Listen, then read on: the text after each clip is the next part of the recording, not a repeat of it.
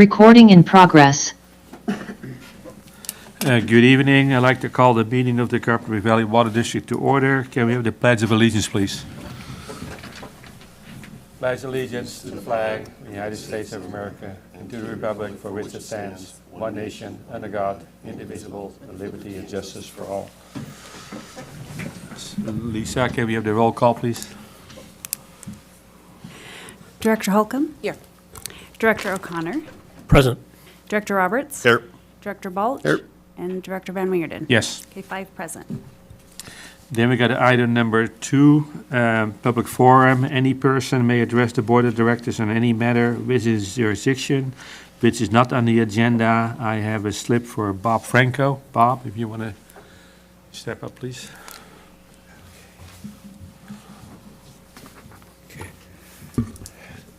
Thank you. Been a while since I've addressed you folks. I see a few familiar faces and a couple of new ones. I'm here for a couple of reasons tonight. First of all, when I read the substantial rate increases attributed to CAP, I became very concerned. This increase is going to have a very significant impact on many of our low-income families, especially if they're not prepared to pay such increased rates. So I don't think the taxpayers think so much of the total cost of the project, but how much is going to come out of their pockets. So I think you need to make sure that everyone is aware of a coming and substantial water rate increase. CAP is necessary. It's just no way to get around it, but and we're going to have to pay for it. But people have to be prepared to pay. You just can't. You understand. The other thing I wanted to talk to you about is finding ways to bring downward pressure on our current water rates. And I can't think of a better place to begin than, I don't know if you've seen this. I'll read it to you. It's the state water project allocation is set at 5%.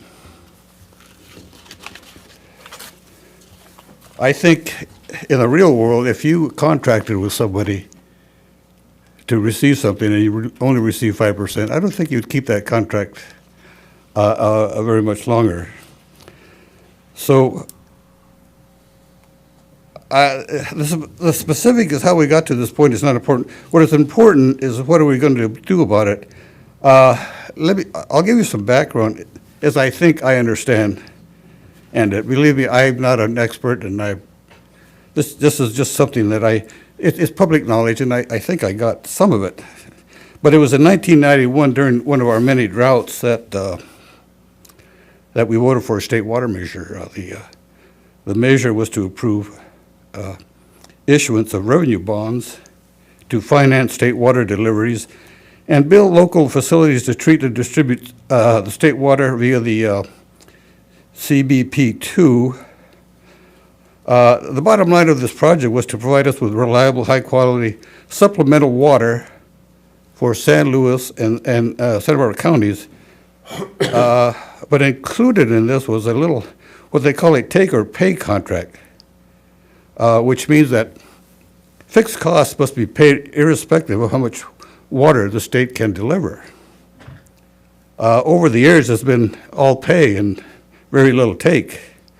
Hence, the 40% this year and only 5% in 2025. So, and future allotments will be questionable because climate change will determine any future allocations. So, fast forward today. Again, this is just public knowledge, what I read and what I think I understand is going on. So, fast forward today, we're paying $3.5 million for a year for unreliable state water, and we still have 10 years until we retire the bonds. Now this money is mostly used to repair an obsolete and rapidly deteriorating water conveyance system. The SWP is over 60 years old and it is falling into disrepair. 10 years ago, scientists said that the San Andreas will rupture within 30 years. This system crosses the fault many times in several places. And in the event of an earthquake, the system will certainly fail. And we will be obliged to pay SWP for undeliverable water and reconstruction cost and not receive any water whatsoever. So I think the time has come to begin the process to divest ourselves from state water before it overwhelms us. Now, to do something on this scale, you need the approval and support of the entire community, including agriculture and business interests, and especially you, the board. Without your support, this effort will fail. So there are many ways to accomplish it, but you are best positioned to lead the way. It is my understanding this was attempted several years ago, and it was dropped because of the difficulty and expense, I guess, involved. So I feel the best way would be for the district to be upfront and explain to the community the reason for this effort. It is to save our community millions of dollars on a project that is deteriorating and one day will be unable to provide anyone with water. It's either you do something or you do nothing. But you must inform the community of your project, of your decision. I will do my part, but mainly by writing to the CVN, explaining what transpired here tonight and my take on what the problem is we're going to face in the future. So I'm sure we'll be having more discussions on this in the future. So that's all I have to say to you tonight, and I thank you for your time. Thank you, Bob. Any comments, Bob? Anybody else here? Okay. Then we got item number 4, the consent agenda. And just for the board, is there any questions on item number 4A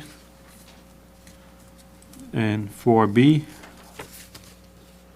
Any questions on 4C? Just a comment that I think it's terrific that we're back involved with these guys, or almost. Thank you. Thanks, Polly.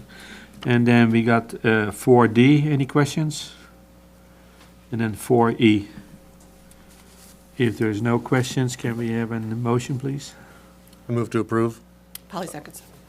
We got a motion and a second. Any more questions? Then a roll call, please. Director Holcomb? Yes. Director O'Connor? I'm going to abstain on the basis of only just having joined the board. Okay. Director Roberts? Aye. Director Balch? Aye. Director Van Wingerden? Yes. Motion passes 4-1. Then we got item number 5, unfinished business, none. Then we got item number 6. We're going to adjourn to the regular board meeting of the Carpinteria Groundwater Sustainability Agency. Call the meeting to order. Number 2, public forum. Any person may address the board of directors on any matter within his jurisdiction, which is not on the agenda. I got Scott Vanderkar for item number 5B. Then we go to the consent agenda, number 3. Any questions from the board on item number 3A? 3B? Any questions on 3C? Just on the figure there, that's within the budget?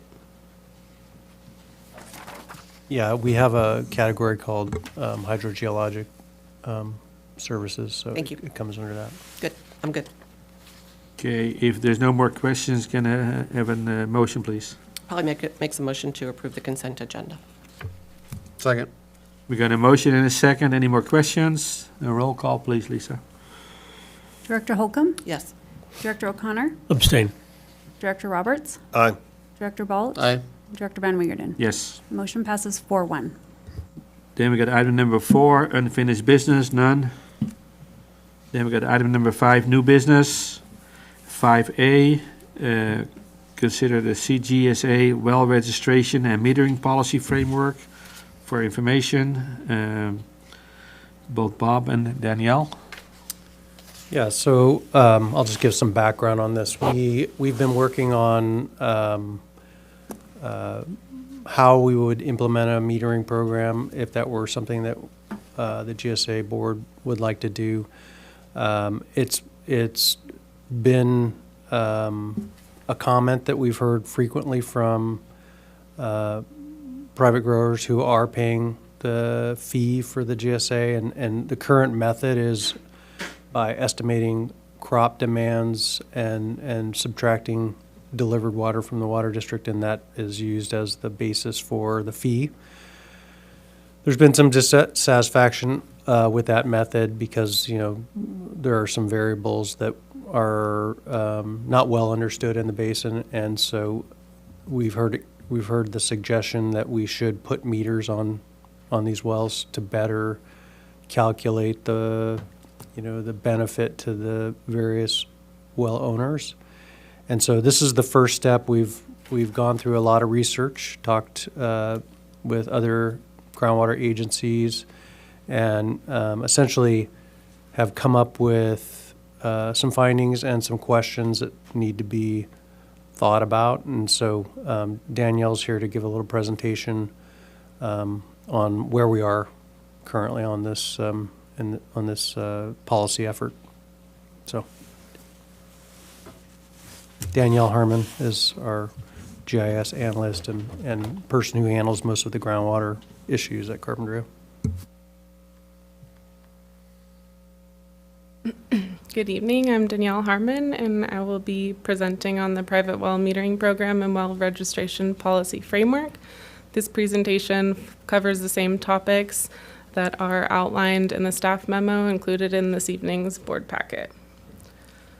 First, I will acknowledge and describe 2 local groundwater management agencies' existing metering programs, which have been in place for several decades. Then I'll pose important initial questions that the CGSA board will need to consider. They will ultimately need to be answered if a draft policy should be pursued. I'll also provide staff recommendations. I'll suggest a proposed implementation timeline for the policy, describing the various deadlines that the GSA would need to abide by in order to adopt and implement a metering program with fees for fiscal year 2027-2028 based on actual known metered groundwater extractions rather than estimates that we are currently using based on crop types multiplied by the acreages. And then at the end, I will make some simple suggestions about expanding public outreach and cover what CGSA staff are currently focused on. So we're very fortunate in that we have 2 local groundwater management agencies that are already metering private wells. We've got the Ojai Basin Groundwater Management Agency and the Fox Canyon Groundwater Management Agency. So we can learn from their experiences and pull a lot of the language from various ordinances and resolutions that they have already drafted and approved. Both of these agencies are just to our south in Ventura County. You can see here the Carpinteria Basin relative to the Ojai Basin and the various basins that the Fox Canyon Groundwater Management Agency manages. There are several benefits to having them nearby. We can correspond with them easily, and also groundwater users in our basin may know other users in the other basin who are very familiar with the practices that they are already implementing. Here you can see City of Ojai limits in green and the Ojai Basin in orange. It's primarily city limits and areas between City of Ojai and Santa Paula that they manage. They have been established since 1991. They were established after 5 years of significant drought, and they are one of 13 special districts in California tasked with managing groundwater. The groundwater use, for context, in this area is 60% agricultural and 40% urban use. So a little bit about their registration and metering program. There's a table that explains all of this information in the memo. At the end of April of 1993, they required well owners to register their wells by July of 1993, so the property owners were given 2 months.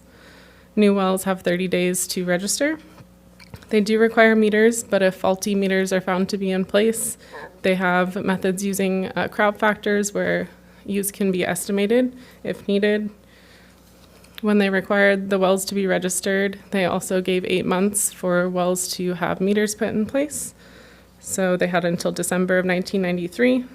Any wells that were drilled mid-year were given 60 days to install meters. In their GMA, they require 1 meter per well.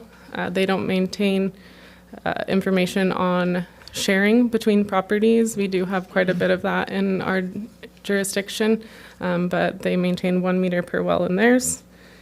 As far as meter exemptions go, they had early ordinances that allowed for exemptions if property owners could demonstrate that they were pulling from different hydrologic formations, and also had some exemptions for parcels with low horsepower using less than 1.5 acre feet of water per year. They've been charging extraction fees since April of 1995, so almost 30 years. They do require calibration on their water meters. In the staff memo, you'll see that I didn't have the copy of the resolution outlining the calibration requirements, but they've since sent it over. In 2015, they required that all water meters be calibrated within plus or minus 5%. They gave them 11 months to do so. And then after the initial calibration was done between 2015 and 2016, larger meters, which they define as 1.5 inch meters and greater, have to be calibrated every 2 years. Smaller meters, the 3/4 inch and 1 inch meters, have to be calibrated every 5 years. Their metering program does not have an AMI system in place. There's no AMI system maintained by the GMA or private well owners. They also do not receive monthly data from growers. Instead, they receive quarterly data from growers that is self-reported. So there's paperwork involved. You put your previous meter read, your new meter read, calculate your fees, and you write a check. They collect these 4 times per year, again quarterly, and the memo outlines the billing periods. They do require inactive wells to pay fees. They also must report why the wells are inactive, and they define inactive as less than 8 hours of use in a 12-month period. Ventura County's groundwater section has very strict regulations regarding wells that are not being used. They request information from property owners quite regularly, and if you report that you haven't used your well for 8 hours in a calendar year, then they do follow up and make you abandon the well. I have not seen that level of follow-up in Santa Barbara County, but all of the paperwork on the other groundwater management agencies references this 8-hour requirement. The memo outlines that an inactive well would be paying about $82.50 per quarter or $330 per year, assuming that no water was actually pumped. Lastly, they do require that property owners notify them if there's a change in ownership. Similar to the Ojai Basin, Fox Canyon Groundwater Management Agency is also a special district.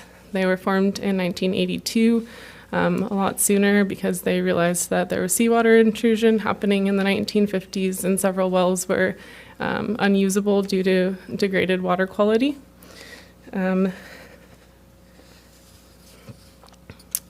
They manage 3 different basins: the Pleasant Valley Basin, the Las Posas Valley Basin, and the Santa Clara River Valley Oxnard Subbasin. You can see these are the areas underlying Oxnard, Port Hueneme, Camarillo, and Moore Park. Their registration program began in 1983. They required that wells be registered in July after adopting in May, so they gave them just the month of June to register their meters.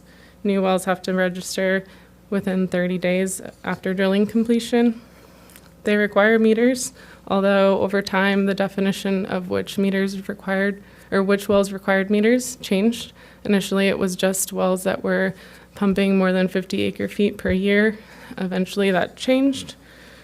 Currently they require all wells to have a meter except for inactive wells, which again is 8 hours in a 12-month period. They do have some small domestic well exemptions. When they initially required meters for properties extracting over 50 acre feet per year, they gave them 10 months to install meters. Later, when they required all wells to have meters, they gave them approximately 11 months to do so. New wells have 30 days to install meters. Again, they monitor 1 meter per well. The property owners can have sub-meters, but they only keep track of the well that is measuring, or the well's meter that is measuring total extraction. The exemptions are for inactive wells, They also exempt meters on wells that service a single-family dwelling on 1 acre or less with no income-producing operations. They've been charging groundwater fees since 1983, just over 40 years. They require calibration. New meters must have the manufacturer's calibration report provided, and if the meter that's being installed is not new, then a calibration contractor has to provide the test and proof that it is within plus or minus 5%. After the initial calibration information is reported to the GMA, then the testing has to be performed every 3 years. Unlike Ojai Basin, the Fox Canyon Groundwater Management Agency does have an AMI system. It is required.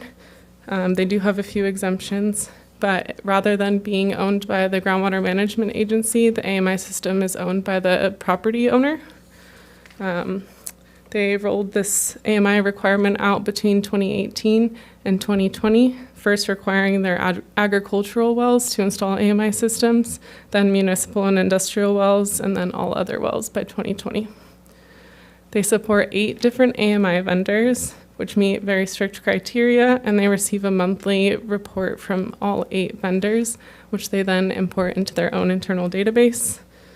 They do have an AMI system exemption for domestic operators. They felt that there may be too many costs associated with it for the small amount of use on the domestic wells. Inactive wells in their jurisdiction are required to submit a flow meter exemption form each year to continue remaining exempt. They are still required to report metered water use or estimated water use, depending on their situation. Fees are collected in their independent billing system, but well owners are required to log into an online portal and submit photos of their well registers, their well heads, and then the online system is able to calculate their fees based on the acre feet. If the property ownership changes, they require that the GMA is notified within 30 days, and there's a form on their website.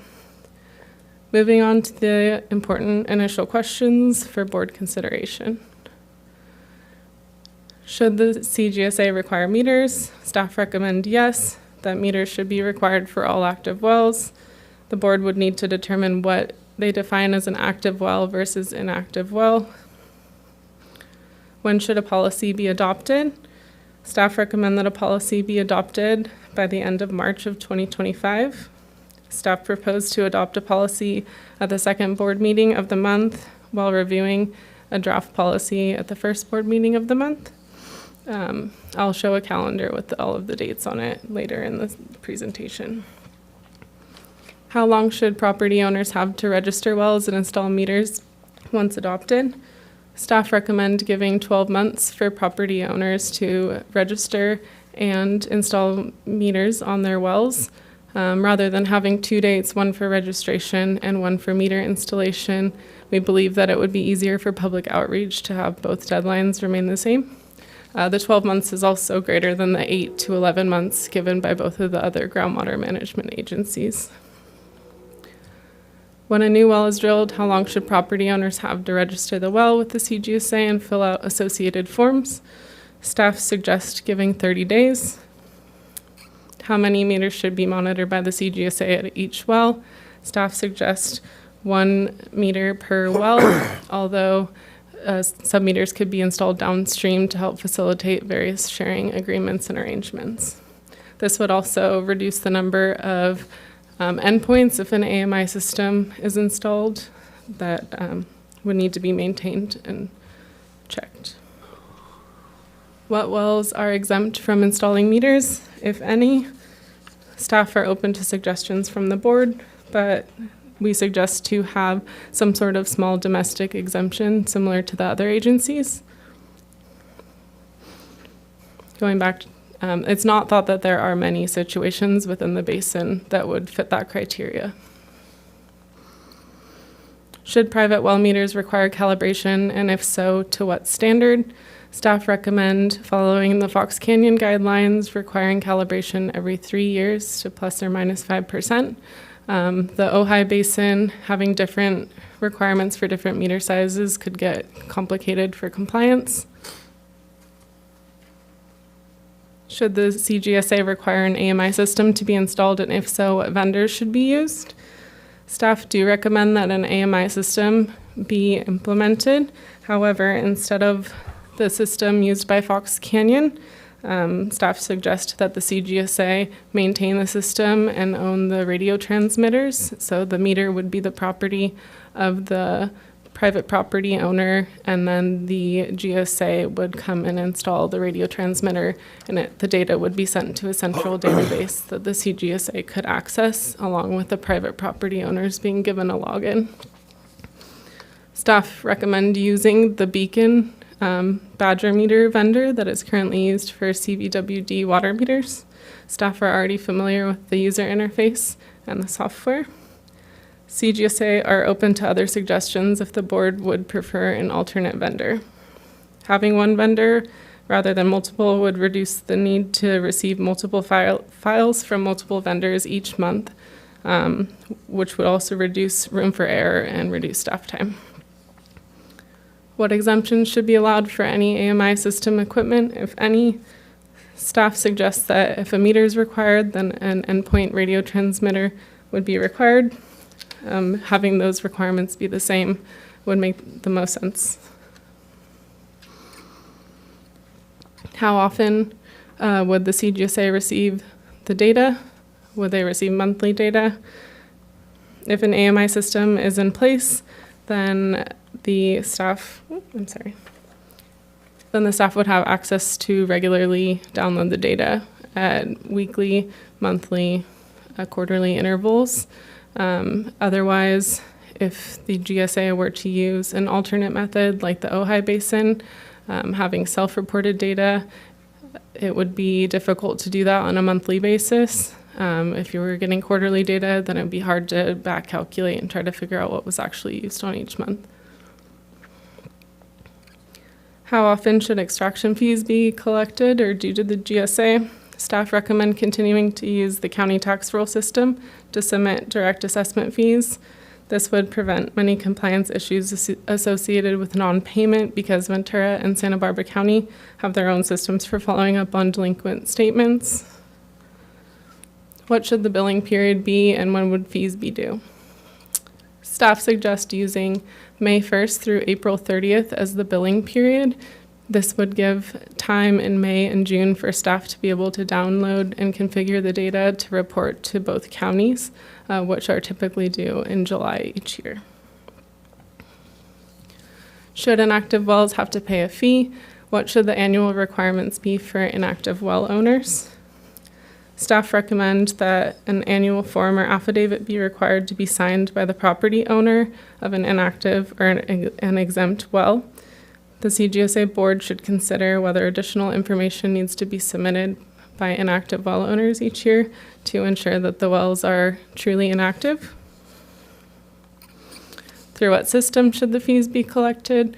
As previously mentioned, using the county tax roll seems to be the easiest, although the CGSA staff are open to suggestions. What should happen if fees are not paid in a timely manner? CGSA staff are open to suggestions, but if we're using the tax system, then most of those problems are solved. Other agencies, because they're using their own private systems, they have monthly interest fees and fines that they assess to their property owners. What will CGSA do if staff or property owner cannot locate a well, but there's a record of a well, either from USGS, the state well completion report, or Santa Barbara County or Ventura County permit? This question came up because there was a 2002 study with results that were published in 2003, where they put boots on the ground. They went to various properties trying to find evidence of well records. Not all of them were found. I personally have gone to properties with metal detectors looking for old casings. So as we try to follow up with property owners, the question is how do we handle these missing records?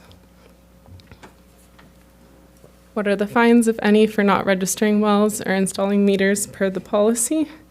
Staff are open to suggestions from the board. What if access is denied onto a property where there's record of a well?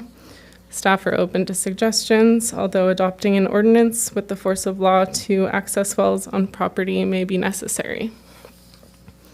How would CGSA fees be calculated if a meter is installed after the billing period has begun?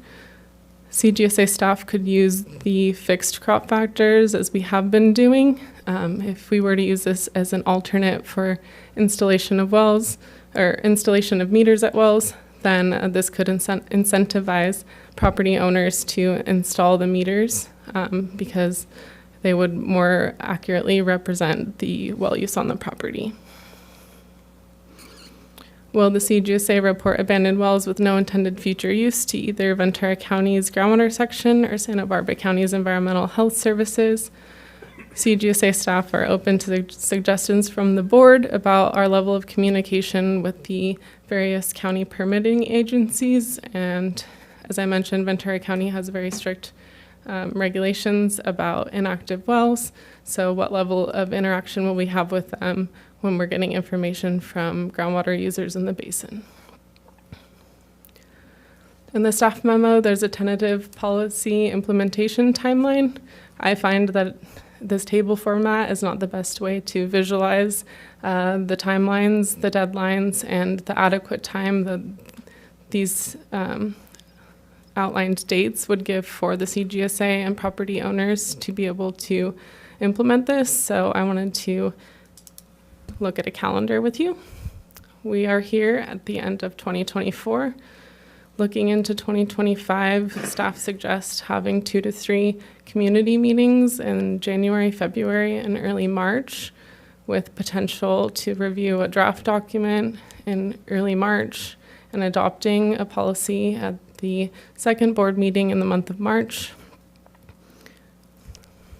If the policy were to be adopted by the end of March and we go with the 12-month meter registration and installation deadline, then this would give until the end of March of 2026 for the property owners to meet the deadline.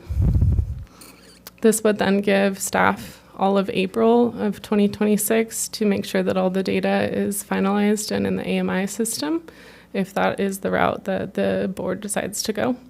And then May 1st would then begin the billing period for 2026, 2027. Additional suggestions from staff include developing independent social media pages that are separate from CVWD. Staff would like to make Nextdoor, X, and Facebook pages to try to assist with public outreach efforts over the next several months, although staff also will be cross-posting on CVWD social media until there's a following on these accounts. Currently, staff are focused on doing a pipe size survey, looking at what size pipes are being used throughout the Carpinteria Basin to see what size meters will be typically installed. And then other staff are trying to put together a list of meters that are compatible with the Beacon, Orion, AMI endpoints. Although if the board decides to pursue an alternate vendor, then more research will be needed to understand what meters property owners can be installing. Any questions? Always, Matt? Very thorough, thanks. Yeah, first I want to congratulate you and everybody else on all the work that you've done, because when we first requested this, that was not all that long ago, and it's a huge amount of progress. So I just wanted to make sure that we're okay with Badger, because it seems like if that's kind of the nucleus of this from a AMI perspective, are we confident that it's going to be the correct interface and that we should be able to? Yeah, we're currently using the Badger interface, and we're invested. I don't think we're going to back out of that system. Right. It seems to be working well. There's a few little glitches every month, but it's to be expected. So it should be an easy transfer to. Should be an easy transfer. We have the infrastructure in place to collect the data. All that would be involved is deploying endpoints to each meter that's installed. Endpoints are about $250 per. Okay, thank you. Tracy? So Bob, are we suggesting that the district will pay for the transmitters or the endpoints? It's a policy decision. We haven't Okay, but made that. is it a, I think it would be the GSA would pay for it, but. Yeah. right, and the reason I'm asking is because that would tie our whole system together with Ion Water, so you can check your water meter and you can check your well meter if we use compatible systems. And Yes, then- that's likely. And then the other question is, will the Badger beacon transmitter be compatible with other meters, or are we kind of locked into a Badger meter? I'm going to defer to Danielle on that one. I have not been communicating with the AMI vendor as much as my supervisor, Brian King. But that's one thing we're trying to determine is come up with a list of meters that are compatible with that radio transmitter. So that's something that if the policy is implemented would be available on the CGSA website and provided to property owners. Yeah, I just wanted to share, my operations manager, his family owns an avocado orchard in Santa Paula, and they installed a C-Matrix meter 5 years ago. They did an Edison pump test a couple months ago, and he was still at 99%. So I think it's important that we're not locked into one particular meter, that we have some flexibility, because obviously that's not bad for 5 years. So it is. So, well, Yeah, I will say that we, on the water district side, when we did the AMI implementation and meter replacement program, we replaced all 3/4 inch to 3-inch meters, but the larger meters, I think above 1.5 inch, were not Badger meters. There were other brands, so, but they still worked with the endpoints. right. So it's okay. That's very helpful. So. I had a question on the calibration frequency. What's the district's policy on calibration for meters, like at a residence or a larger one? Well, it's a little bit different because we have a performance agreement on our meters. So under the performance agreement, which we entered into with Siemens, who developed and installed the system, they have to meet 98%, I think, 98.5% accuracy. And if they don't, they have to be replaced. And so do they calibrate that or verify that on a They schedule? they do a sample test, and then they test it, and if any come back not within that range, they replace them, and then they have to pay us a certain portion of money for the performance guarantee. Thanks. So, but I think Danielle mentioned we're expecting 99% accuracy, otherwise, is that?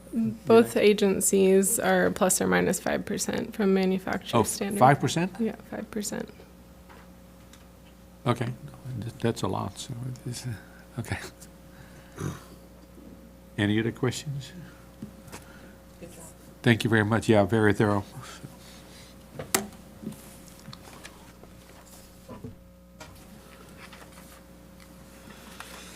Then we got item number 5B, consider letter submitted to the CGSA by Alan Scheucher and volunteer members of the GSPA PAC for information. Bob? Yeah, I received this letter last week from Alan, and he was a member on the GSPAC.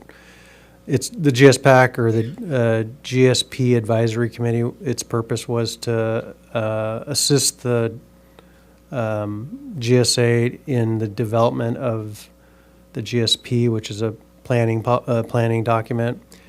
And, you know, the idea behind the GSP was sort of collaboration to plan out the future and how to meet sustainability. So the letter, I'm not really clear. Maybe I see some of the members are here tonight. Maybe they have some clarifications to make on what the intent of reestablishing the GSP would be, other than I'm not sure. So maybe one of you. Well, has Scott Vandekar volunteered to speak, so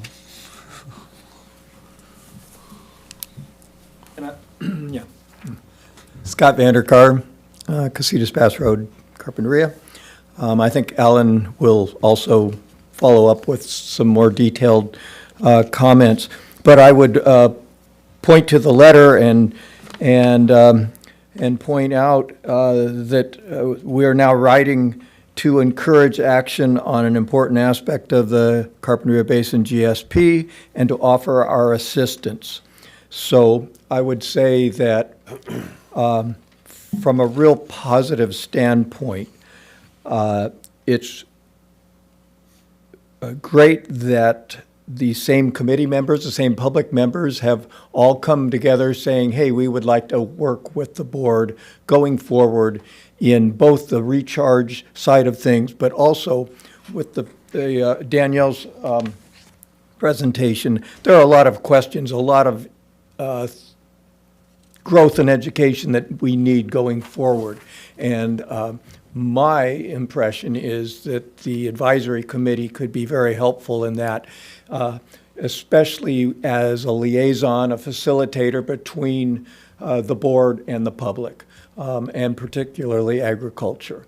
So that's what I see here is I commend the board and the staff in the vetting process of setting up the advisory committee, because it had a very good cross-section of the community represented, and then those same public members have stepped up unofficially and say, hey, we would like to move forward. So that would be what I would be telling you the letter means, is we would like to serve going forward in any capacity that you see would be helpful for the board in making these decisions. I will take my moment here at the podium just to point out a few different things in the previous presentation and how this committee might be helpful. One of the things is I would encourage you to, as we're looking at groundwater in particular, to focus on groundwater extraction and not focus on punitive actions that would be taken with regard to abandoned wells, with regard to anything that you don't need to do to measure the volume of groundwater extracted. That's the big question here, and that's what needs to be addressed. Anything else, my experience is that starts turning over or turning off landowners where they just dig their heels in and don't want to participate because they see it as being punitive. But what I'm hearing is meters, yes, they want to know what's coming out of the ground. They want it to be fair. They want to be charged accordingly. In the same light, I would say that since it's going to be a once-a-year fee on the property taxes, a once-a-year meter read is going to be sufficient, as long as the meter owner is seeing that it is working, that the meter is working and that it's calibrated, but also that it's just making sense according to what the owner thinks the water should be doing, and the meter counting the water.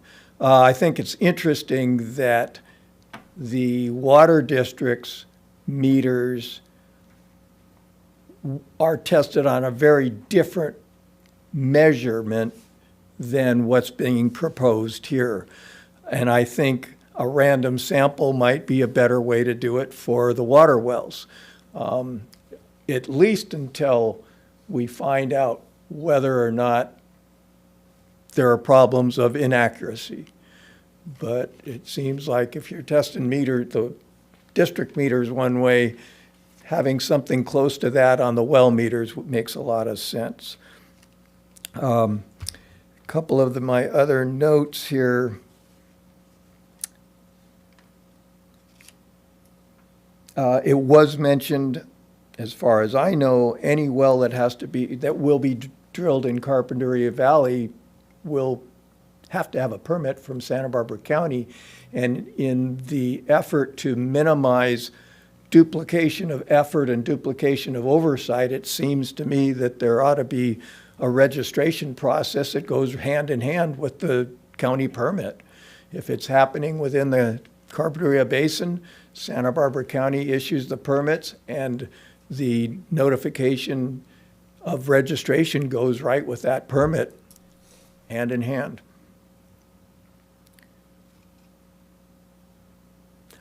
Final comment. It was mentioned in Danielle's report about pipe size. And what I know from my own experience as far as matching the water meter to the pipe size, the pipe size coming out of a well has nothing to do with how much water is being pumped out of the well. It tells you the maximum amount of water that can be pumped out of the well, but it doesn't tell you the pump volume capacity. I have a well that has a 3-inch pipe coming out. I don't know why it does 50 gallons a minute. 3-inch pipe would indicate it could do 250 or something. So just a recognition of beware of pipe size misleading you. Thank you very much. Scott, got a question for you. As far as, I believe the suggestion is that every private pumper will be asked to calibrate their meter once a year. Is that something that that makes sense to you? Oh, I heard 3 years, once every 3 years, possibly. Maybe I wanted to hear you 1 year, but is it 3 Yeah, I years? think the Fox Canyon is annually, so the Ojai was 3, Fox Canyon is annually. And I just want to make a clarification when we talk about calibration, what we're really talking about is testing. So you flow test the meter and find out what the accuracy is. And one of the things, going back to one of your comments about, doing random samples, one of the things that we do see on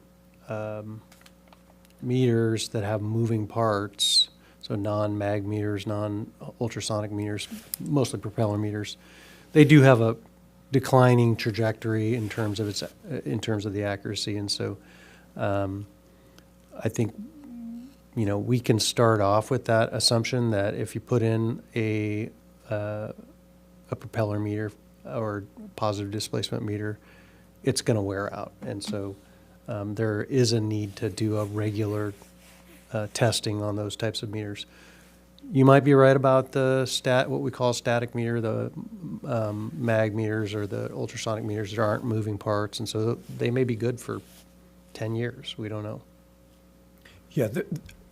Also, there's a lot I don't know, and I don't know about the technology of how easy it is to come up and hook something on there, and whether the meter can be calibrated in place or it has to be removed and calibrated. I don't know.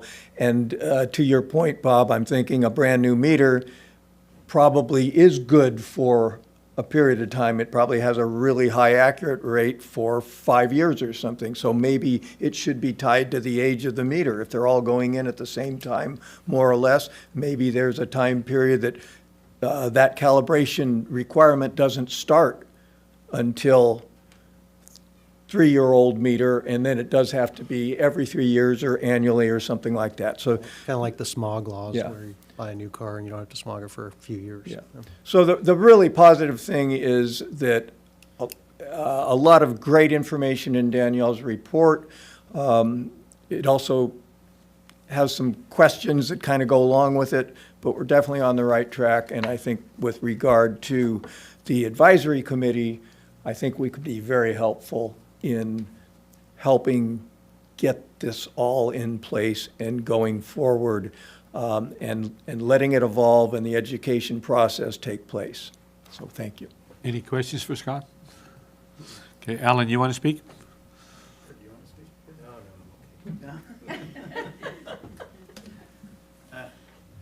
Sure. Well, thank you, everyone. Glad to be here.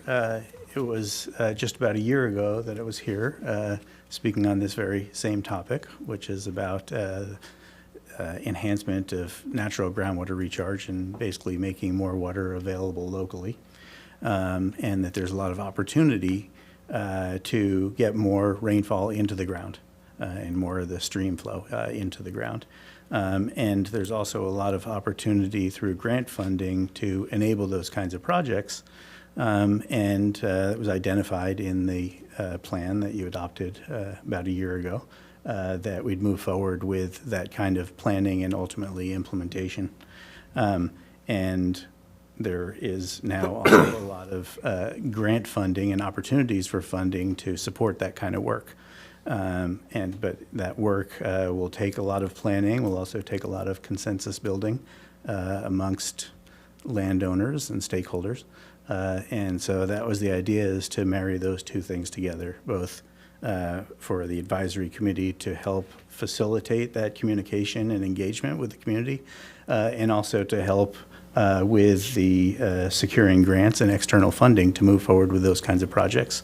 Me personally, as you may recall, I'm a licensed hydrogeologist, also credentialed with the Institute for Sustainable Infrastructure. I've got a lot of history in my earlier in my career in securing these kinds of grants for these kinds of projects, and would be glad to offer my services pro bono to help move that forward.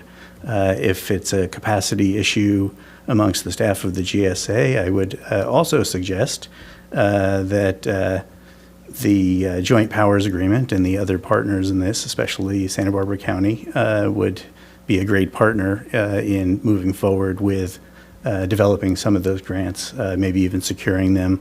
I'd be glad to work with them and with the City of Carpinteria, with the staff here at the GSA, to help move all that forward. So that's really the intent in the letter. Hopefully you had a chance to read it, and speaks for itself, I believe, in terms of the opportunities, both for collaboration and bringing the advisory committee to help facilitate that, and also to move forward with some of these grant funding opportunities that could help fund and stimulate the development of these natural recharge enhancement projects, which ultimately would increase the water supply in Carpinteria. And heard the discussion at the very beginning of the meeting about state water and the uncertainty about that, and even pulling in water from the lake, and that really the more water we have available here in Carpinteria for multiple beneficial uses, the better. So that's it in a nutshell. Thank you. Any questions for Alice? Any comments? Yeah, I just wanted to make a clarification, or ask a clarifying question.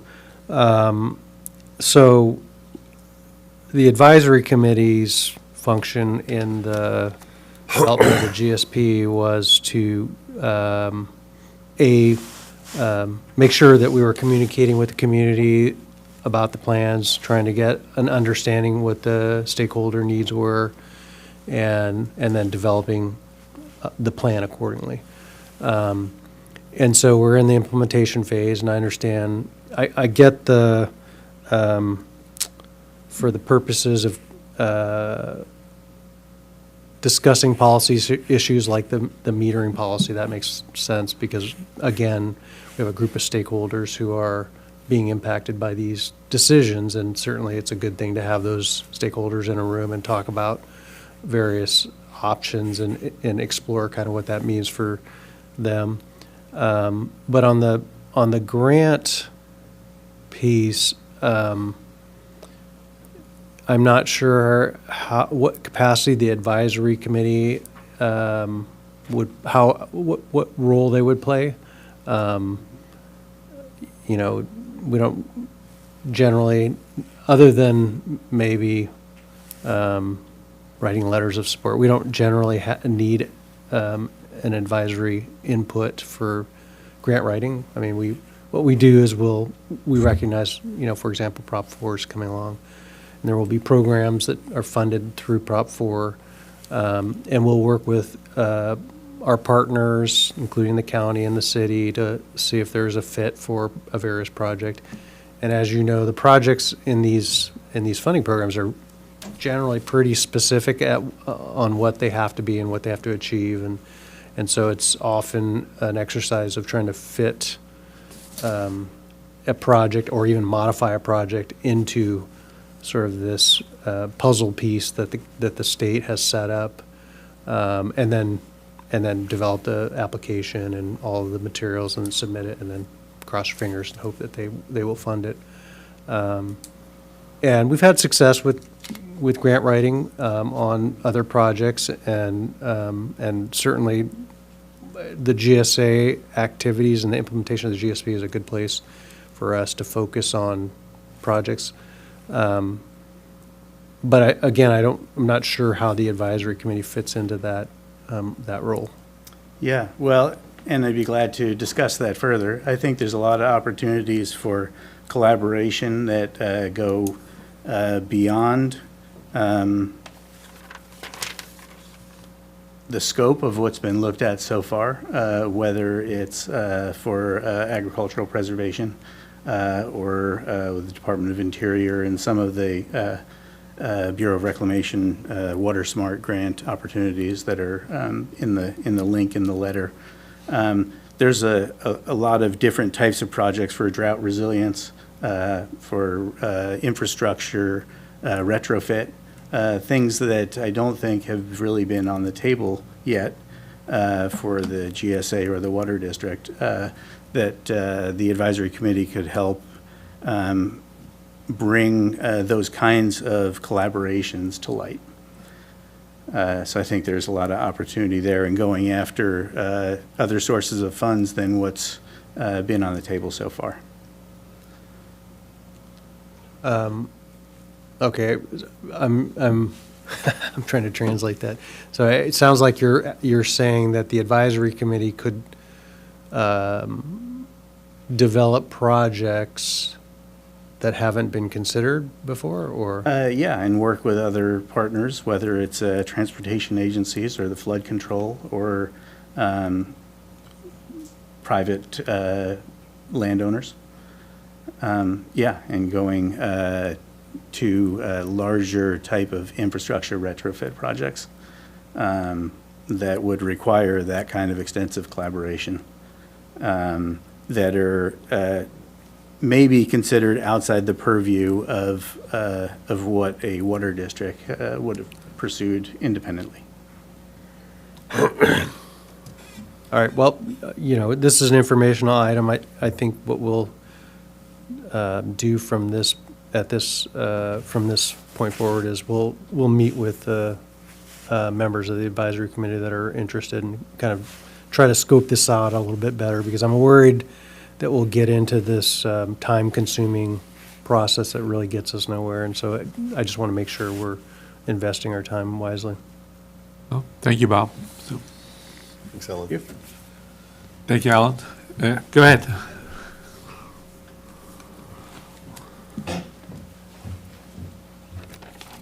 Will Carlton. I'm really pleased to see how much progress we've made, and I'm happy to hear and understand that we're on the right track. But putting the meters on the wells is great.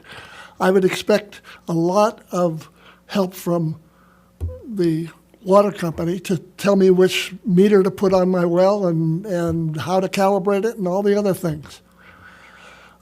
I also look at the implementation. We have templates now. Ojai, the water district down in Santa Clara Valley. This is not rocket science.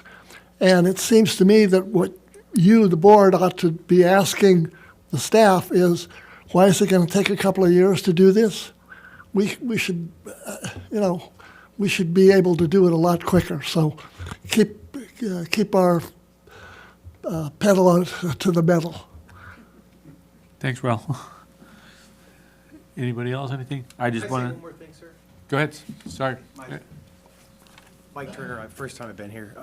Really honored to be on the committee with you, Bob. You did a great job. I know it's a real pain in the to go over this with us, but having gone through multitude of projects in my career, they always say about 30-40% of a successful project is change management. And if you don't have the right change management, something like the well, which by the way is a great project, can really go awry, and you can have all kinds of issues. And having meetings in the first part of the year to go over what you've already inked sometimes doesn't work, because we've got a lot of people with conscience. They're already built in. They've already understand what they want to do. So getting a group like us together, a pretty skilled bunch of people, to just bounce it off and say, hey, this isn't going to work, or hey, this, I think you'll get a really good product, and it'll make it anything you want to do will be very successful. So that's my only plug on that. I don't think that was brought up in the conversation. So thank you. And what was your name again, please? Michael Turner. Thank you. Okay, thanks. Okay, I'd just like to share one thing about. What? Go for it. Well, I know. No, you got to step up, sorry. I know when this kind of all started, you sent out a survey to those of us who you knew had wells. And have you thought about sending out a second survey and asking people, do they have a meter on their well? If so, what kind of meter do you have on your well? And then you get an idea of, what people are working, what you're going to be working with and things. So that's just my comment. Yeah, thank you. I just wanted to share one thing that I learned since I've been on the board. Since we installed the new water meters, we realized that we were underbilling our customers by 10%. That's a lot of water we were giving away. So I'll just make sure accuracy is very important. Then we go on to item number 6, Executive Director's Report, none. Item number 7, this meeting is adjourned, and we're re-adjourning the regular meeting of the Carpinteria Valley Water District. And Bob, you wanted to make a change? Yeah, point of order. Would it be okay if we moved item 9B, District Investment Update? There's a presentation by Kyle Tanaka up so that we can let him go a little bit earlier. Can we have a motion for that, please? Second. Okay, we got a motion and a second. Any more discussion? Roll call, please. Director Holcomb? Yes. Director O'Connor? Yes. Director Roberts? Aye. Director Balch? Aye. And Director Van Wingerden? Yes. Motion passes 5-0.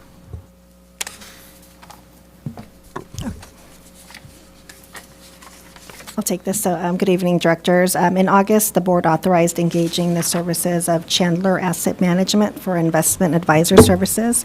However, after a detailed review of their fee schedule and discussions with Chandler representatives, we mutually agreed that they were not a good fit for the district's investment needs. So after additional careful research, district staff has determined that moving forward with Capital Asset Management Program, otherwise known as CAMP, and continuing with local agency investment fund, known as LAIF, would be a better fit for the district. CAMP is a California Joint Powers Authority that was established in 1989 to provide California public agencies with professional investment services. And as Bob mentioned, we have Kyle Tanaka, CAMP's program administrator, joining us virtually tonight. Kyle will provide a brief presentation on CAMP. But before I turn it over to him, I'll just mention that we distributed handouts to you today that provides information on both CAMP and LAIF investment programs. And during the district's Rate and Budget Committee, which was held a couple weeks ago, there was a question regarding commercial paper and LAIF, and that's information's included in your LAIF information packet. So I'll turn it over now to Kyle. Yeah, thank you, Norma, and thank you to the board for moving the item. I appreciate it. I apologize that I could not be there with you in person tonight. I'm attending a local government conference up in Napa, but my home is in Los Angeles, and my folks are actually in Goleta, so Carpinteria is always an easy destination for me, so I hope to make it in front of the district in the future. With that, I'm going to go ahead and try and, oh, there we go, perfect. Thank you for whoever is driving the presentation on my behalf. Norma did a great job teeing up kind of the history of the program. As she mentioned, CAMP is a local government investment pool. Specifically, it's a public agency as well. It's a joint powers authority. With that, CAMP has, on the next slide, has one more slide, has two investment options that the district can elect to invest in. The first option is what we call our cash reserve portfolio, or our pool. I refer to this as our traditional offering.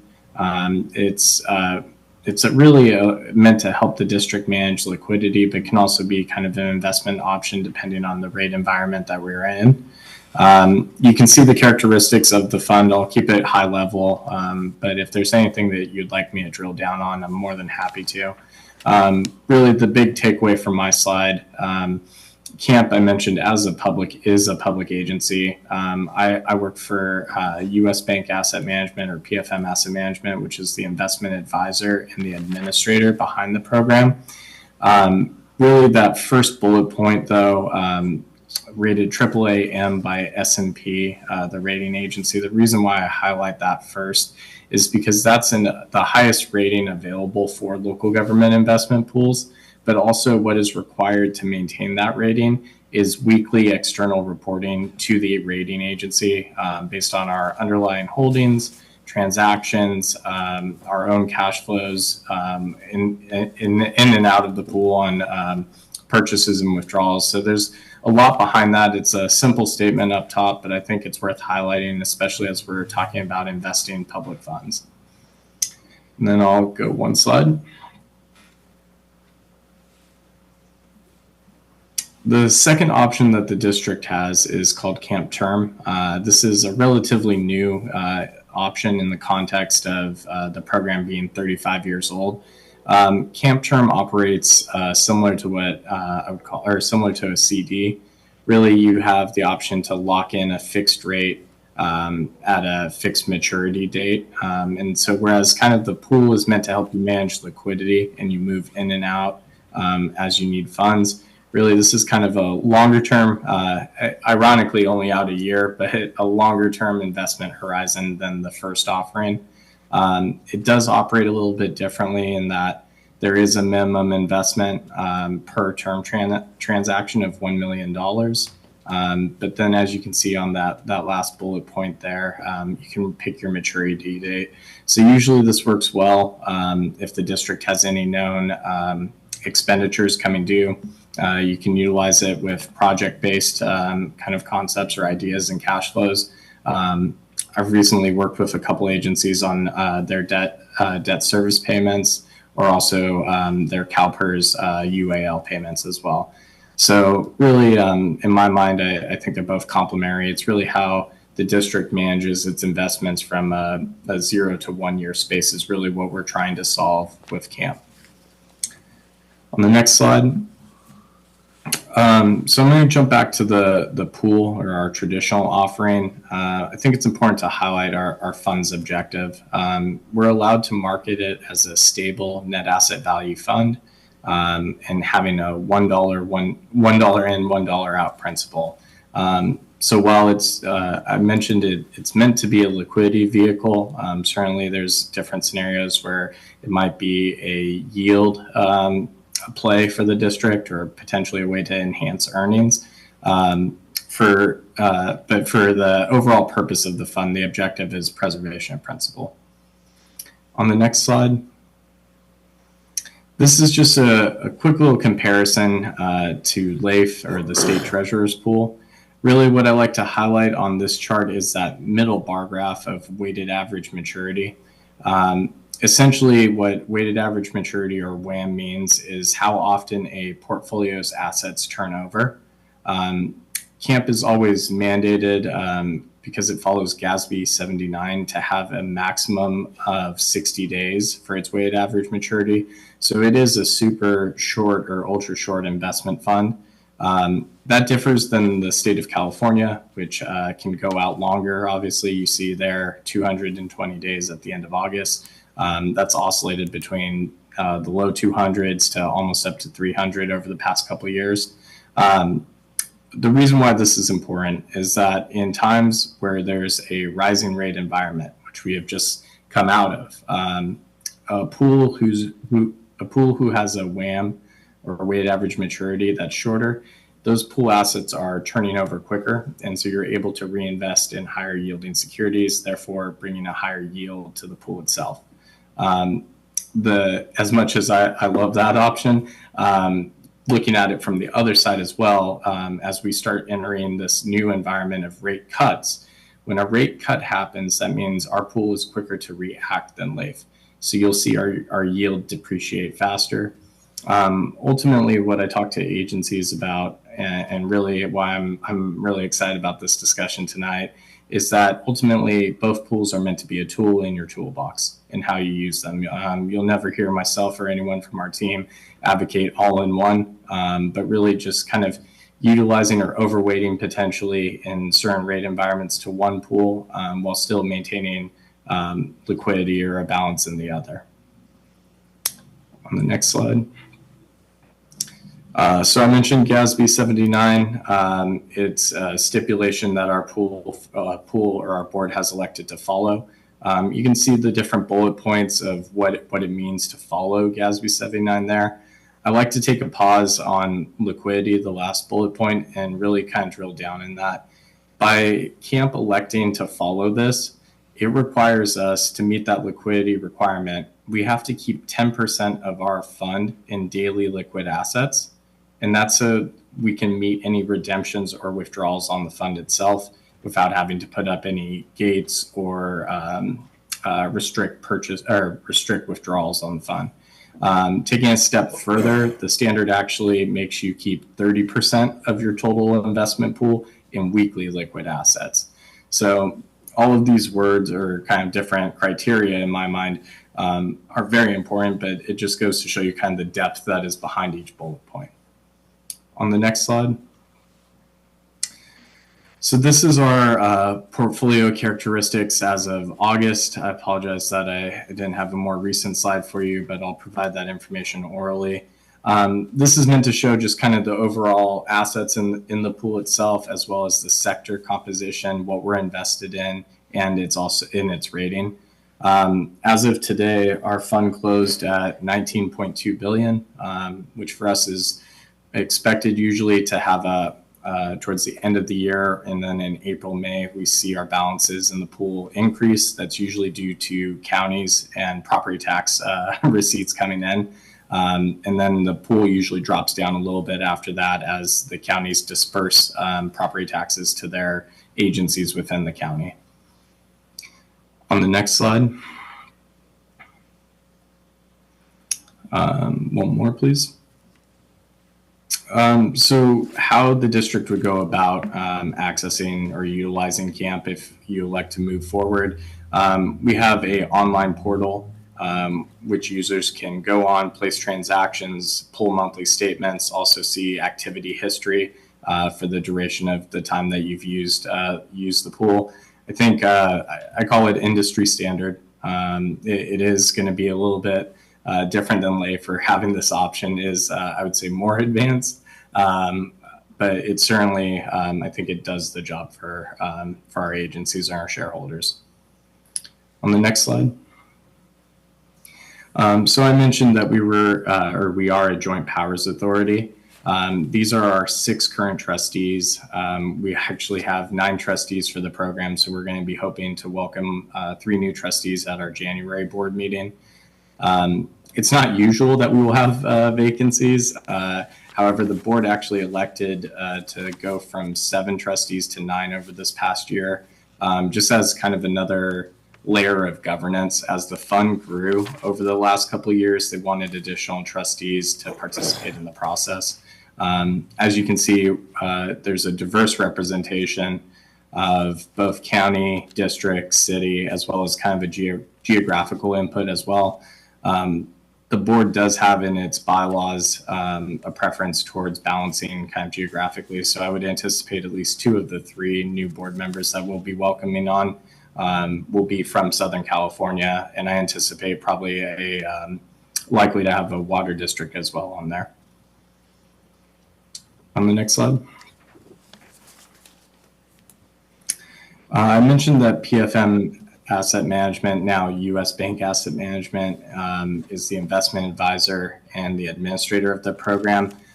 California is not alone in kind of our pool business. You can see the 18 other states or 17 other states that we have investment pools in. So while this is a unique kind of subsection of public funds investing, it's certainly something that I'm quite proud of. I often joke with my colleagues about what CAMP represents over that total AUM of 81 billion. So I'm quite proud of what our program has done and where we've gone as it relates to the rest of the country. On the next slide. So I've already given my introduction, but we're fortunate to have Craig Conley as well. He joined the program this last year. He's based in Northern California. If you ever wanted myself or him to or a representative to attend a board meeting, whether be it virtually or in person, one of us is likely to be there. Probably myself, since it's closer and I can go see my folks, but just 2 resources specifically in the state. And then on the next slide, we have our client service team. Jeremy King is our key account manager. If the district elected to start placing or utilizing term, he is the specific individual that will be placing those term transactions or term trades. And then Rachel Miller and D. Wayne Fields head up kind of the more transactional day-to-day operations of if there's any calls about adding users to the district's CAMP account. Those 2 would be helpful in onboarding or setting up access. And the next slide, please. So I mentioned PFM already. Just to look at kind of the other service providers that support the pool. We have U.S. Bank as our custodian, as well as 2 national firms in Ernst & Young and Nossaman as our auditor and fund counsel for the pool. Now, next slide. So if the district moves forward, there's a couple different ways to join. The quickest way is through the district's investment policy, allowing for JPA pools like CAMP to be authorized for the district to invest into. I believe that is the intention if the board approves and moves forward. I will plug the participant option down the road that if you elect to join as a participant or switch over to a participant later on, it's saying that you're joining as a member of a JPA. At that point in time, the board would need to take a resolution or pass a resolution. The reason why, in my eyes, and why I asked for it in consideration in the future is that really, in my eyes, it's a good governance option. It allows you to vote on any programmatic changes that occur in the program, and such as trustees, our program guide, our own investment policy. And then a recent example of this is when we brought term out as another investment option 3 years ago. We had to go back before our participant or JPA members to ratify that. So they are responsible ultimately for that being an investment option today for yourself and other prospective agencies. And then on the next slide, I believe we hit our disclaimers. So if anyone needs some help sleeping tonight, that is courtesy of my compliance department. But with that, I'll pause and take any questions that the board might have. Matt? I have a question. What are the fees? Yeah. So on the pool or the traditional offering, it's asset based off of the entire portfolio. So it's off of 19.2 billion. Currently, it's about 9.3 basis points. I usually tell folks to round up to 10. The nice thing about our pool and other kind of pooled options is that we only publish net yields. So you'll never see a gross yield from us. So whatever we're posting and showing, that's what the district is earning. Additionally, that also means by taking it off the top or the total assets under management on the fund, there is not a direct cost to the district. For the term option, it can be up to 15 basis points per transaction. Currently, we're right around 9 basis points today, but that'll change. That'll change daily for the term options, and those rates change daily as well. So sorry, so what you're saying is there is a transaction fee and a management fee? There is not a transaction. Well, the transaction is on the term placement. It's off of the entire assets under management. Term is still a pooled option for the district to invest into or to buy a share of. Those fees on that term series portfolio, because it'll be a commingled vehicle, can be charged up to 15 basis points, whereas our traditional offering, the camp pool itself, is just 10 basis point, or rounding up, it's 10 basis points off of the total portfolio. So the district is not incurring a direct cost to your principal for any of the transactions. Right, but you're taking 10 basis points of the earnings then? Correct, yeah. But not, so where's the 15 come in then? I'm lost. So with term transactions, since they operate a little bit differently than the traditional pool, we have flexibility in what we can charge when we're placing or trying to go out into the market and buy a security to match your term maturity. So it gives us a little bit more flexibility. So you can charge up to 15 basis points for us. We want to make our rates attractive from in kind of that 90-day to 1 year range. So it allows us some flexibility there. Well, just curious then, but you're saying you're really never going out longer than 90 days. So where do you get to the 1 year maturity then? Term essentially goes from 3 months to a year for your maturities. And that's just term specifically, the one that operates like a CD. Yeah, to clarify, there are two program offerings. So one is called term, and one is just a general pooled investment, like similar to LAIF. Okay. Any questions? So I like the flexibility. I'm probably the wimp in this board. I was not really for this years ago when we were taking a look at it, but I do understand the need to diversify a little bit. So having liquidity and that kind of flexibility is terrific. So the minimum is $1 million, right? Is that right? For term. For term, okay. Term. So how are we? There is no minimum on the pool itself. Okay. The traditional offering. Okay. And then just kind of curious, you mentioned that as you expand board members, one of them might be from a water district. Do you? Yeah, there's currently, I can't get too far ahead of myself or the board on this. Respectfully, there are 2 water districts that applied for our board. For those openings, we have 5 candidates, 2 of which are water districts. So, and both sit within Southern California, which aligns with where the board would like to have representation both from a special district and geographically. So I believe it is fairly likely that we will have a water district on our board at the January meeting. Just a question for the board and staff, and it's really out of ignorance. Are we considering this as an alternative to an existing program or in parallel to? A second tool, as Kyle put it. So we're currently invested in LAIF primarily, and we're looking for a second place to diversify the reserves a little bit. To Polly's point, diversify. All right.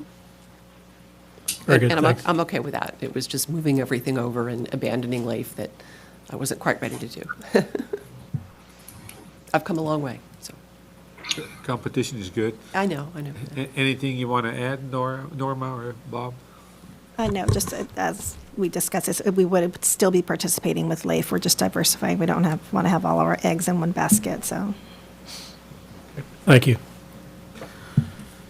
So if there's no more questions for Kyle, I think we're good. Thank you, Kyle. All righty, thank you. Have a good rest of your meeting. Thank you. I have a question unrelated to camp specifically. Do we know what the fees are for LAIF?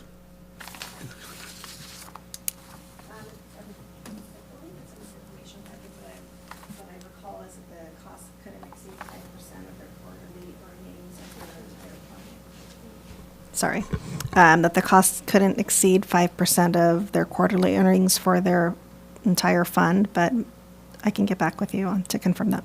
Thanks. Yeah, if you could let us know what it's been for the last 3 years, that would give us an idea of what we're up against. But thank you, that's helpful, so. Then we got item number 7A, consider independent auditor's report and financial statements for the year 23-24 for action, Bob, and also a presentation by Tracy Solomon from Bartlett, Pringle and Wolf. Yes, so Tracy's joining us virtually. I'll just mention that the Rate and Budget Committee had a meeting, met yesterday to review the financial statement and associated letters in great detail. Tracy will provide a brief presentation and some highlights over the financial statements tonight.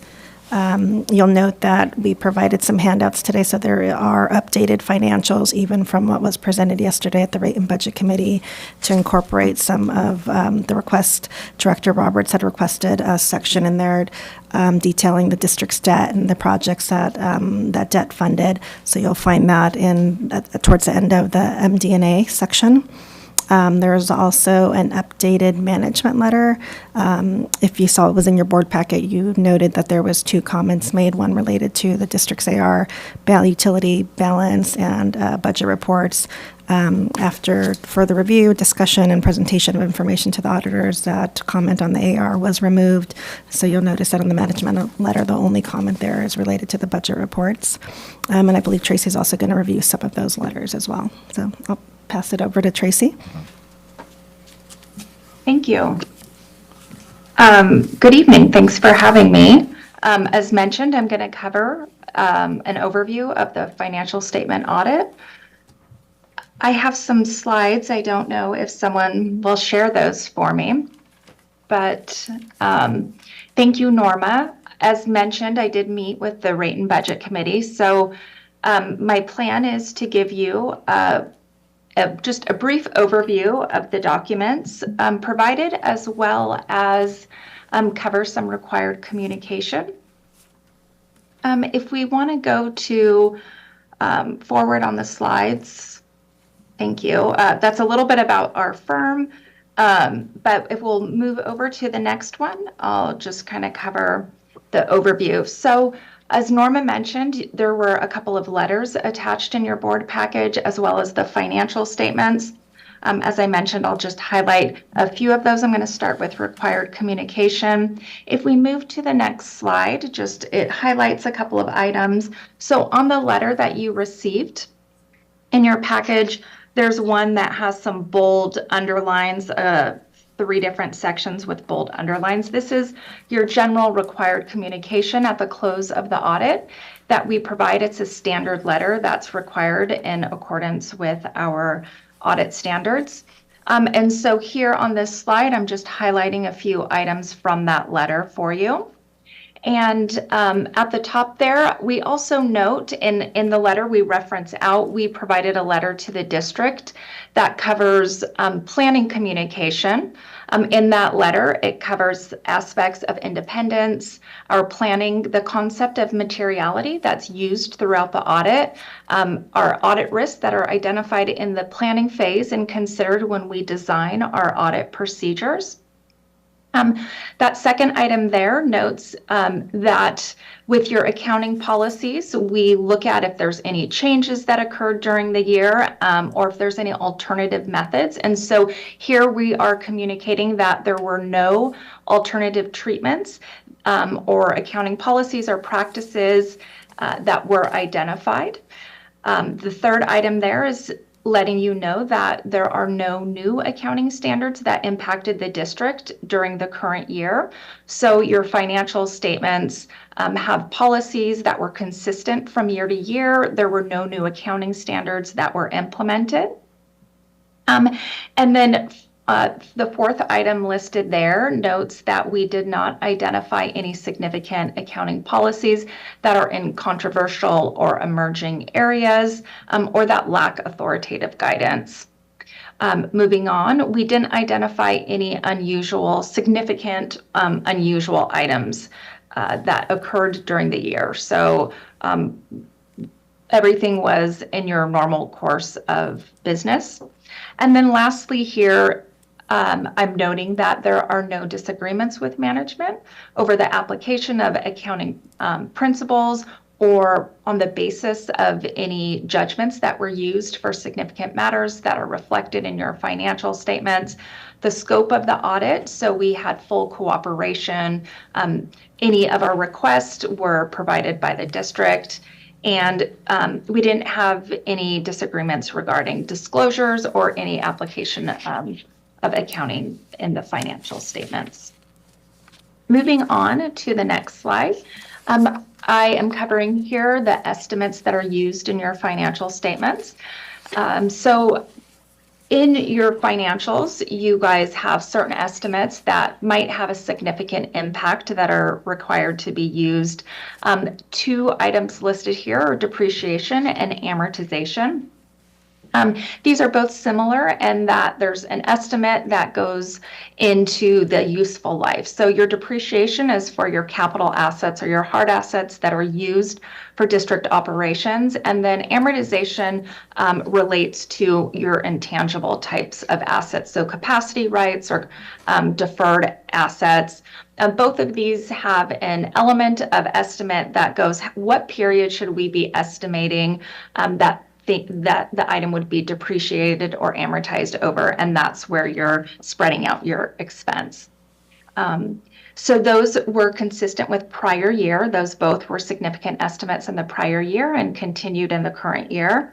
Moving on to the next slide, there's two more estimates listed here, and that's related to, again, these two are similar to each other as well. So number 3 there is your other post-employment benefits. That's calculated by an actuary that the district hires to calculate your liability in accordance with GASB 75. And so in that valuation, they look at certain inputs to calculate that. Similarly, number 4 here, we note the net pension liability. That is performed in accordance with GASB 68. For your participation in CalPERS, there's a valuation report you receive, and certain estimates and assumptions go into the calculation of your pension liability and the associated deferred components as well. Moving on to the next slide. We note here, attached with your letter at the very back is just a page that has any audit adjustments that were reflected in your financial statements. There's just one listed there, and it was a reclassification of your net asset categories for presentation purposes. Nothing unusual noted. Moving on, independence. As I mentioned in our planning letter, independence is also noted. And again, in this completion communication letter that's in your board package, there's a section about independence. As your independent auditor, we are required to follow the AICPA's independence rules.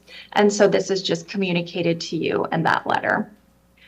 The last item on this slide is the internal control letter. Again, that's referenced out in the required communication letter. And as Norma mentioned, that letter was provided to you, and there were no new comments in the 2024 recommendations. And we noted in the prior year comment that it was corrected. So the district had implemented our suggestion. So that concludes looking at the letters that were provided in your board package. I'm going to move on to the financial statements. As mentioned, we met with the Rate and Budget Committee and looked at these in quite a bit of detail. So I'm really going to highlight the audit opinion and then a few items from the core statements. If you do have any questions, please let me know, and I'm happy to address it.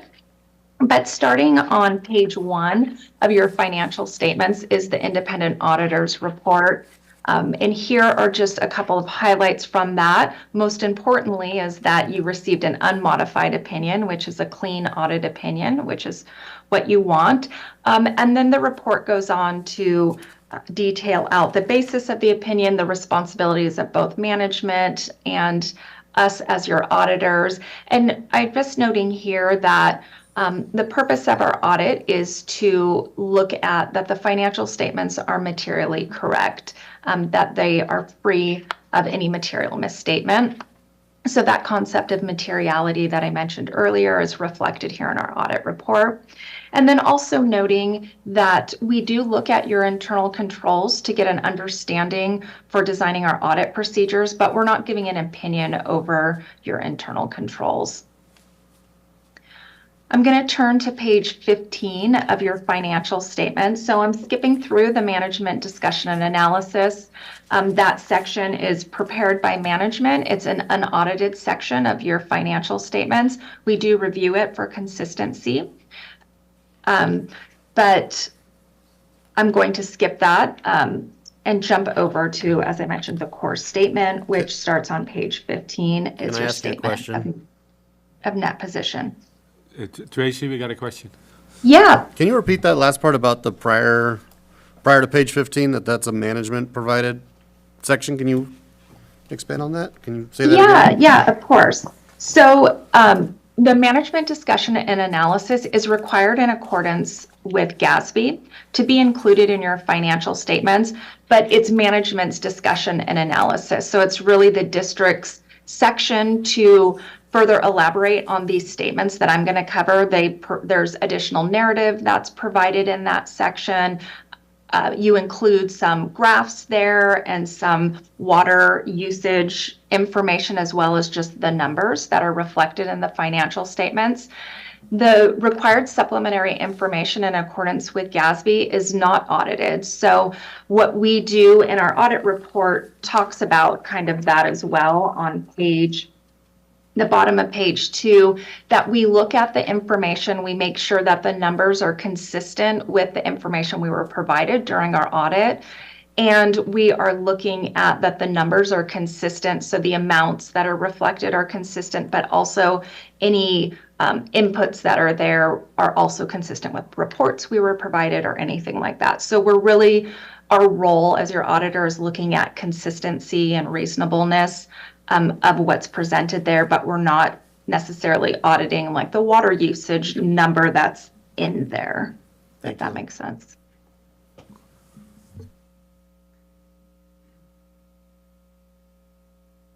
Okay, I will then look at page 15 with you guys. So this is the first page. Pages 15 and 16 are your statement of net position. So this is similar to your balance sheet, or commonly known as a balance sheet as well. So page 15 has your assets and your deferred outflows of resources on this first. So this is your asset-like side of your statement. Looking at the top there is your current assets. So that section totals your total current assets, you can see, is $22.9 million. And that was a little bit down from prior year, had $23.1 million. And your largest component of your current assets is that top line item, your cash and cash equivalents for $15 million. That makes up about 22% of your total assets for the June 30, 2024 fiscal year. The middle section of this statement is your capital assets. And so those are your assets that are being used by the district for operation, and they're assets that are not available for future use as far as spending, but they, as I mentioned, they're being used in your operations. Those are the assets that are being depreciated. As I mentioned, that was one of your estimates, is these assets are capitalized and then they're depreciated over their estimated life. So your net capital assets totaled $45.1 million for 2024. And that was up from prior year. And your capital assets comprise about 66% of your total assets. So a good portion of your assets are invested in capital assets. And then your other assets is your related party receivable, and that's a new line item this year. And this is the long-term portion. Up in current, you'll see there's a line item for related party receivable, and then this is the long-term portion of that receivable, and that relates to your advances to the GSA. The bottom section there is your deferred outflows. That totaled 2.1 million compared to about 2.3 million in the prior year. The largest component of this section is your deferred pension. And it's referred there that note 6 provides additional detail for your pension. This is in accordance with your CalPERS valuation that calculates that amount and is one component of that. We'll see on the next page, if we turn to page 16, this is your liabilities and your deferred inflows. And then at the bottom of this page is your net position. So looking at your liabilities, that top portion is your current liabilities. So for June 30, 2024, 6.2 million in current liabilities. That was an increase of about 250,000. In your current liabilities section, that also includes the current portion of your long-term liabilities. So you'll see the two bottom line items of this section is your current portion for your capital assets and then your long-term debt. The largest item in this category is your accounts payable and your accrued expenses there at the top line of just under 2.2 million. The next section is your long-term liabilities. And your long-term liabilities at year-end 2024 was 34.7 million. And that decreased from prior year about 1.1 million. And that was a result of paying down the principal payments on your debt. There were a couple line items that actually increased in this section, and that relates to your net pension liability, that second one from the bottom, and then your net OPEB liability. Those both actually went up a little from prior year, but your net long-term liabilities had an overall decrease due to paying down some of the long-term debt. Looking at the next section is your deferred inflows of resources, and that totaled about $1 million at year-end 2024, and that's a decrease of about 600,000 from prior year. In this deferred section, similar to the deferred on the asset side, the largest line item there is your pension of about 600,000, and that was a big driver of the decrease of this section. Looking at the bottom portion is your net position. So your net position's broken into 3 categories: your net investment in capital assets, restricted, and then unrestricted. And this year you had no restricted, and that was just a result of the timing. So your restricted has historically been related to your debt payment that you have with your BNY account. And so that was purely a timing difference this year, that there was nothing sitting in that BNY account, so you didn't have any restricted funds there. So you can see your total net position at year end was 28.6 million, just under 28.6 million, compared to 25.9 million. So about an increase of 2.6 million from the prior year. Tracy, it's Polly. I just had a quick question, and maybe Norman, you could answer it. So was the OPEB, was that a actuary this year, or was that the rollover? Okay. That was an actuary, Gotcha. yeah. Thank you. Great. Okay, so looking at the next slide, this is just a graph of the 2 pages of the statement of net position that we just looked at. So the first page is the left side of this graph. So 2024 is in blue and 2023 is in green. So you can see your assets just ticked up a little bit compared to prior year. So 70.5 compared to 69.3. And then that second page we looked at is the liabilities and the net position. So those are separated there. And so you can see your liabilities actually went down a little bit from prior year, and then your net position went up slightly. So an overall improvement in 2024. Moving on to the next slide. This reflects page 17 in your financial statements, and this is your statement of revenues, expenses, and changes in net position. So this statement reflects everything that transpired during the year and resulted in that $2.6 million increase in net position that we saw in the previous statement. So at the top here is your operating revenue section. So your total operating revenue for 2024 was $16.1 million. And that was up from prior year about $1.8 million. The largest component of your operating revenue is your water sales. And your water sales make up about 91% of your total operating revenue. Something new this year that's reflected in this section is grant revenue, and this was related to your state grant revenue that you received. So that was the state funding. And then moving on to the operating expense section, so the middle of the page is your total operating expenses of $13.4 million. And that was a decrease of about $1.8 million from prior year. So just highlighting a couple of things that changed in your expense section here, because you had an overall decrease in operating expenses. But in general, some of your ongoing operating expenses actually increased, and there were really two large line items in this section that resulted in that overall decrease in your operating expense. So if you look at the second line item from the top, your cost of purchased water, that went down from almost 1.3 million in the prior year to just under 200,000 in the current year. And that was a result of not having those supplemental water purchase agreements. That was in the prior year.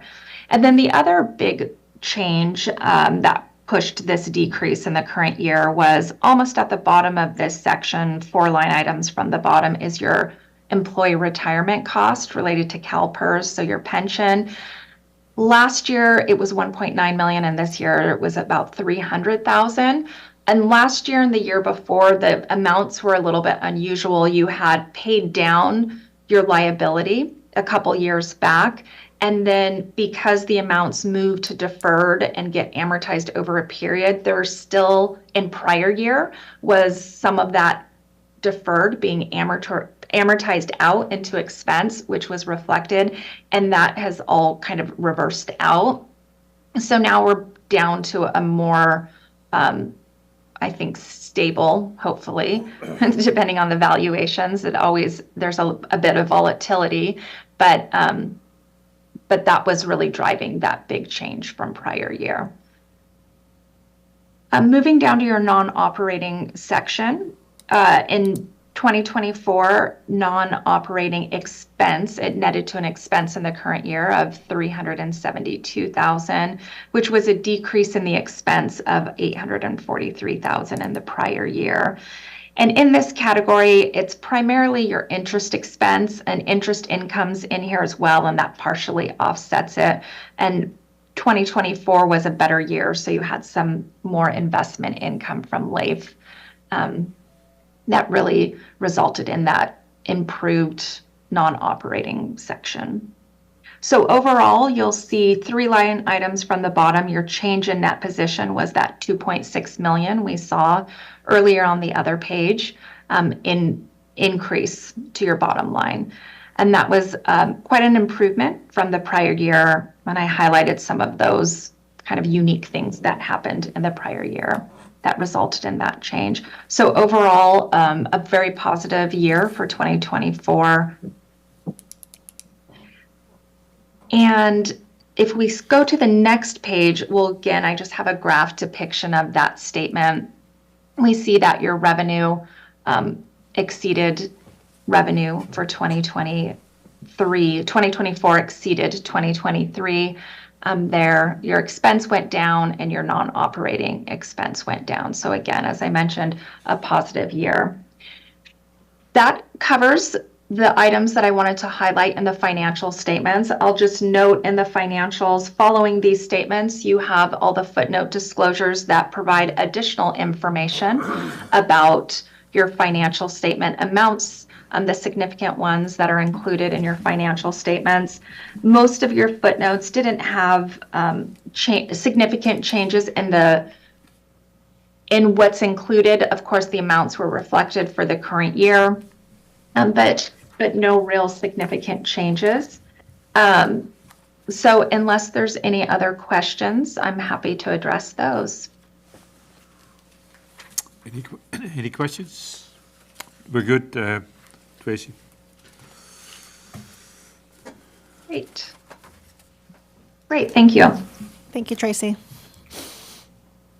So point of order, this is an action item, and I think the action is to receive and file. So moved. Second. We've got a motion and a second to receive and file. Any more discussion? Roll call, please. Director Holcomb? Yes. Director O'Connor? Yes. Director Roberts? Aye. Director Balch? Aye. And Director Van Wingerden? Yes. Motion passes 5-0.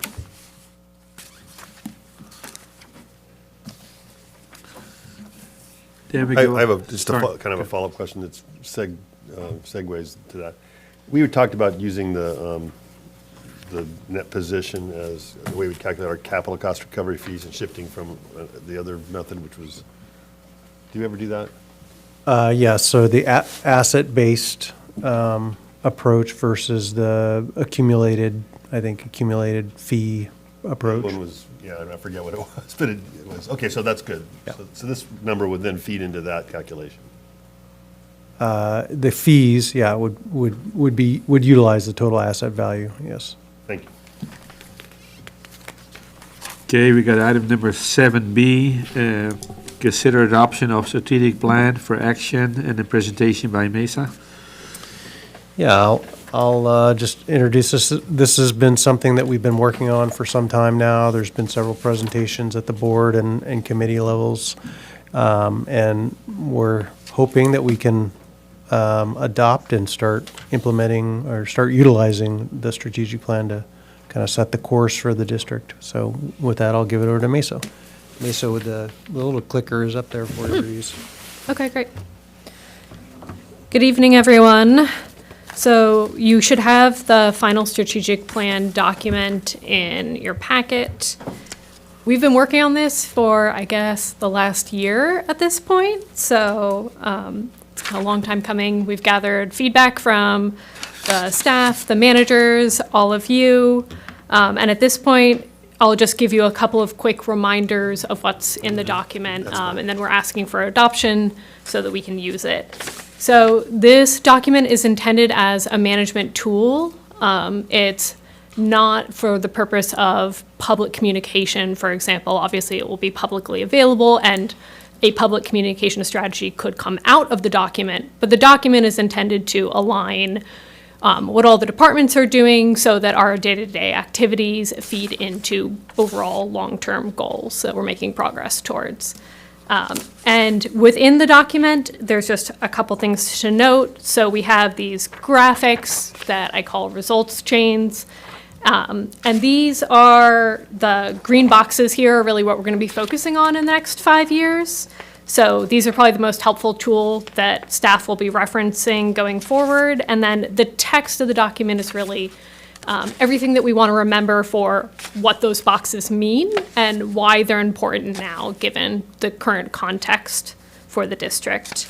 And so if this document is adopted tonight, we will move forward with the actual implementation. So how do we integrate this into existing meetings?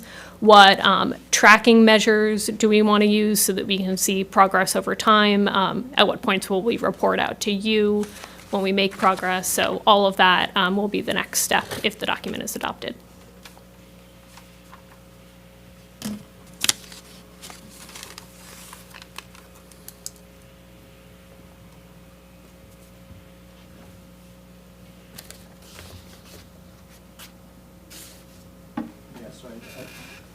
I think if there are any questions about the document, we're interested in hearing them. Otherwise, we're asking for the adoption of the document.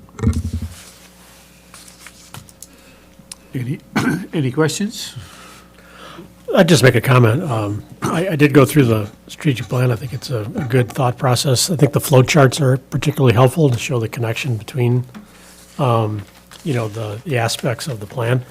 One thing I would suggest, and by the way, I'm going to abstain because I wasn't part of the prior reviews. I'm just offering these thoughts as observations, is have a timeline in the strategic plan. I mean, it's a 3-year plan, I believe, 5-year plan. Clearly, you're not going to get everything done in year 1. You're not going to get everything done in year 2. So it'd be good to have a sense for how those elements progress. The expectations might not meet, the actual effort without it. So that'd be my one comment. Good point. Any other comments, questions? I'll make a motion to adopt the plan. I think it's a terrific first start, and we haven't had anything like that before here, not to mention the prep work that was done, talking to all of us on all different levels. And so it's a living document. It can evolve, and I think it's a terrific first step, and will be of use in many different aspects. Second. We got a motion and a second. Any more discussion? And a roll call, please. Director Holcomb? Yes. Director O'Connor? Abstain. Director Roberts? Aye. Director Balch? Aye. Director Van Wingerden? Yes. Motion passes 4-1. Then we go to item number 7C, consider ordinance 24-2, adoption of updated allocation methodology for action. Bob, and presentation by Mesa. Yeah, this is another thing that we actually already passed ordinance for allocations, but we're back with some modifications because of the following item. The intensification methodology informed us a little bit about how the allocation needed to work. So Mesa has some brief slides on that, and then we'll ask you to adopt ordinance 24-2. I think the slides are for. Oh, I'm sorry. The next, You're right. yeah. Yeah, a brief introduction, I guess, of the changes. Yes. So as Bob mentioned, we do have an existing ordinance adopted for the allocation methodology. So again, allocations are budgets that, provide a guidance for property owners to have an understanding of what reasonable, efficient water use might look like on their property. And so we have a methodology adopted for how to calculate those allocations, and we're just adopting a couple of updates to that for pieces of information that we realized that were previously not included, which should be included. So one of them is, these are all at the end of the document. They're no longer in red line changes, but it would be the inactive accounts section. We used to say there was no allocation for inactive accounts. Again, allocations represent district metered use, not well use. So at this point, we're now saying that inactive accounts will have an allocation, and that will be based on an average of their customer class and meter size. And then we also updated the section, so parcels with no district water meter will have no allocation because they have no meter. And then we added a section on allocation revisions, just outlining how someone could go about requesting their allocation to be revised and what sort of reasons we would consider for revisions to allocations, not saying that we will definitely revise an allocation if someone brings one of these points, but just what would be something that would be reasonable to consider for why we might want to revise an allocation. We have gone through all these items at previous board meetings. At this point, we're just bringing this back for adoption, so there are no changes here since I presented on this in September, I want to say.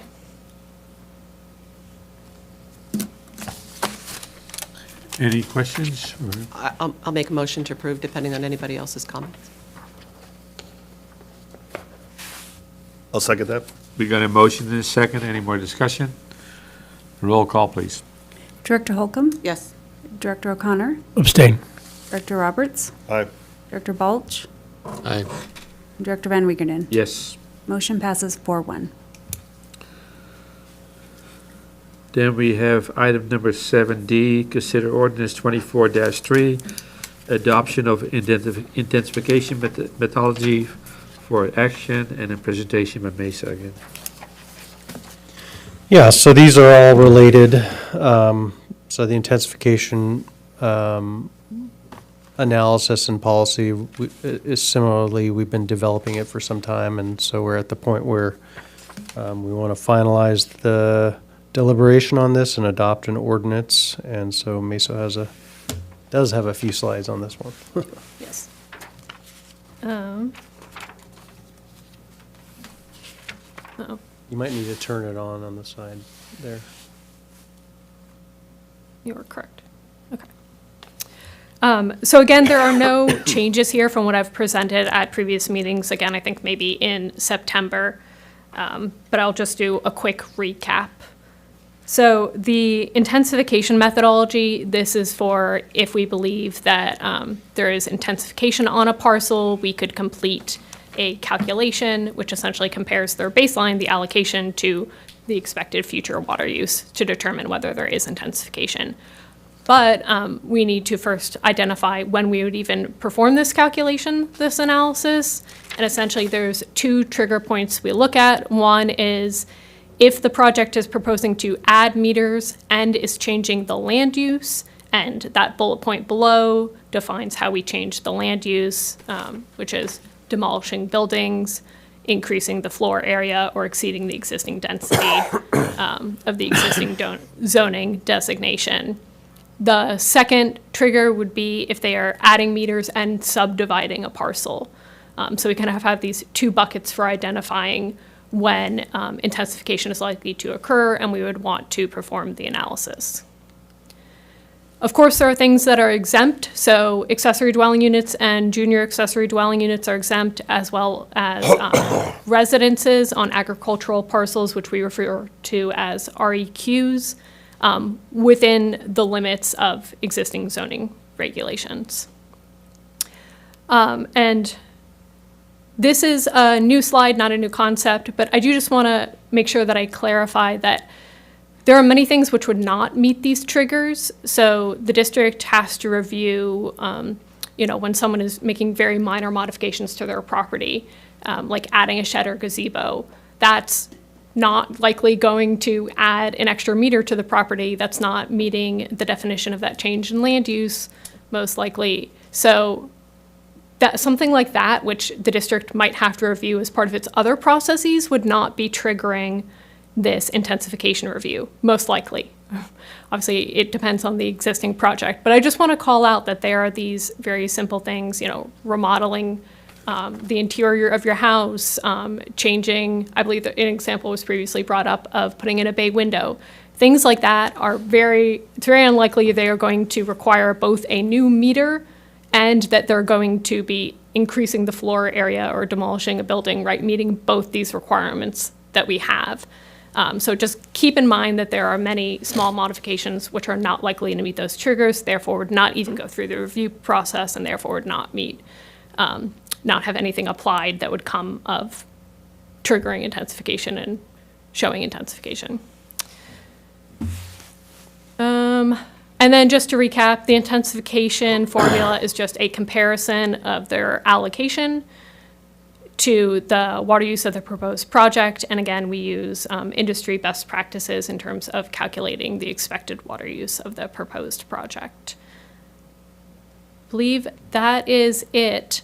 So again, this is just summarizing information that we've previously presented, and we are asking for adoption tonight of this ordinance 24-3. I think my biggest takeaway was the "and" with both the qualifiers, which I think is great. I think that's what, I think we kind of chatted about is, requiring a meter change and, so I think it's great to see and did a good job putting it together.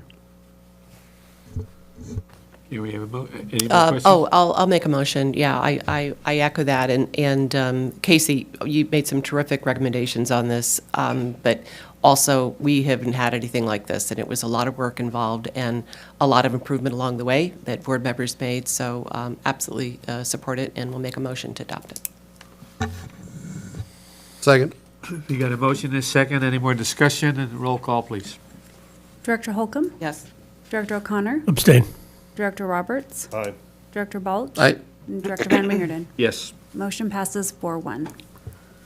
Then we got item number 7E, consider water supply impact fee, introduction of concepts and process for information and presentation by Mesa. Yeah, this is kind of the next step in this process of, identifying what an intensification is, and now we're looking at the fee that would be applied. So with that, Miso, I'll give it over to you. Great. And I don't have any slides for this since this is more of a general concept discussion. Or did I? I think you did put some slides in. Did I put the slides? I did. Oh, yeah, I don't have a staff memo because it's a general discussion. So a couple of things that I'm going to cover today. So we're talking about what we're calling an impact fee. So that's where we're saying if there is intensification, this could be the per acre foot fee that would then be charged for that intensification of water use. And so for us to apply that fee and actually charge that fee, there's some things that we need to do. And so we're going to begin the process of talking about what that is tonight. So we need to make sure that we document this fee and the procedure for how it is actually applied. We need to make sure we document the basis for the fee and what the amount is. So I have a little bit of information on that. Luckily, there are neighboring agencies which have similar fees, so we can look at what sort of documentation they have and what procedures they went through.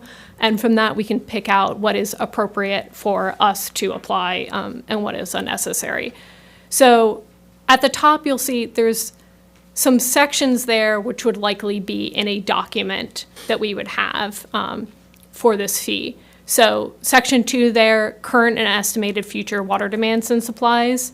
So what we're saying there is that we likely want to write down what our supply and demand look like. I think we've all talked about so far the fact that in extended drought, we do not have sufficient supplies. So this is where we could call that out as a driver for having this fee, and we could provide documentation for when that exists in that section 2.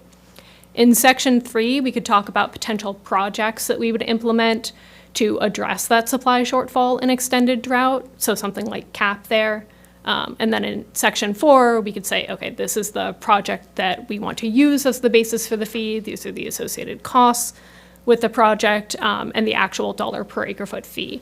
So this is just a high-level view of the type of information that we would likely include in a document so that we could say essentially those bolded things up the top, which is, what is the purpose of this fee, how is it going to be used, and what is the nexus to these land use modifications, basically the intensification that we've identified. And so this will allow us to say what project it is that we're selecting and how the fee is calculated. Other things that are important for transparency, like how the funds are managed and spent. And then, of course, we want to identify, too, what sort of public outreach we're doing. Because this is not falling under Prop 218 requirements, there's not the same level of public outreach required. However, we definitely want to engage the public and inform them of what we're doing and how this will work. So at subsequent meetings, we will bring a more detailed public outreach plan with a timeline there.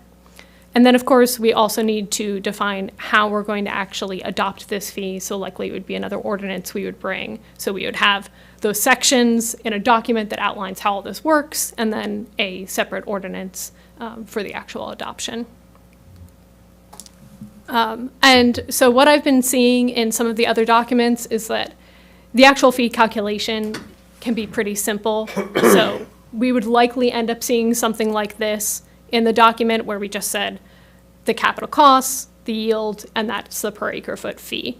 And this, of course, would be within the context of that document that I was talking about on the previous slide.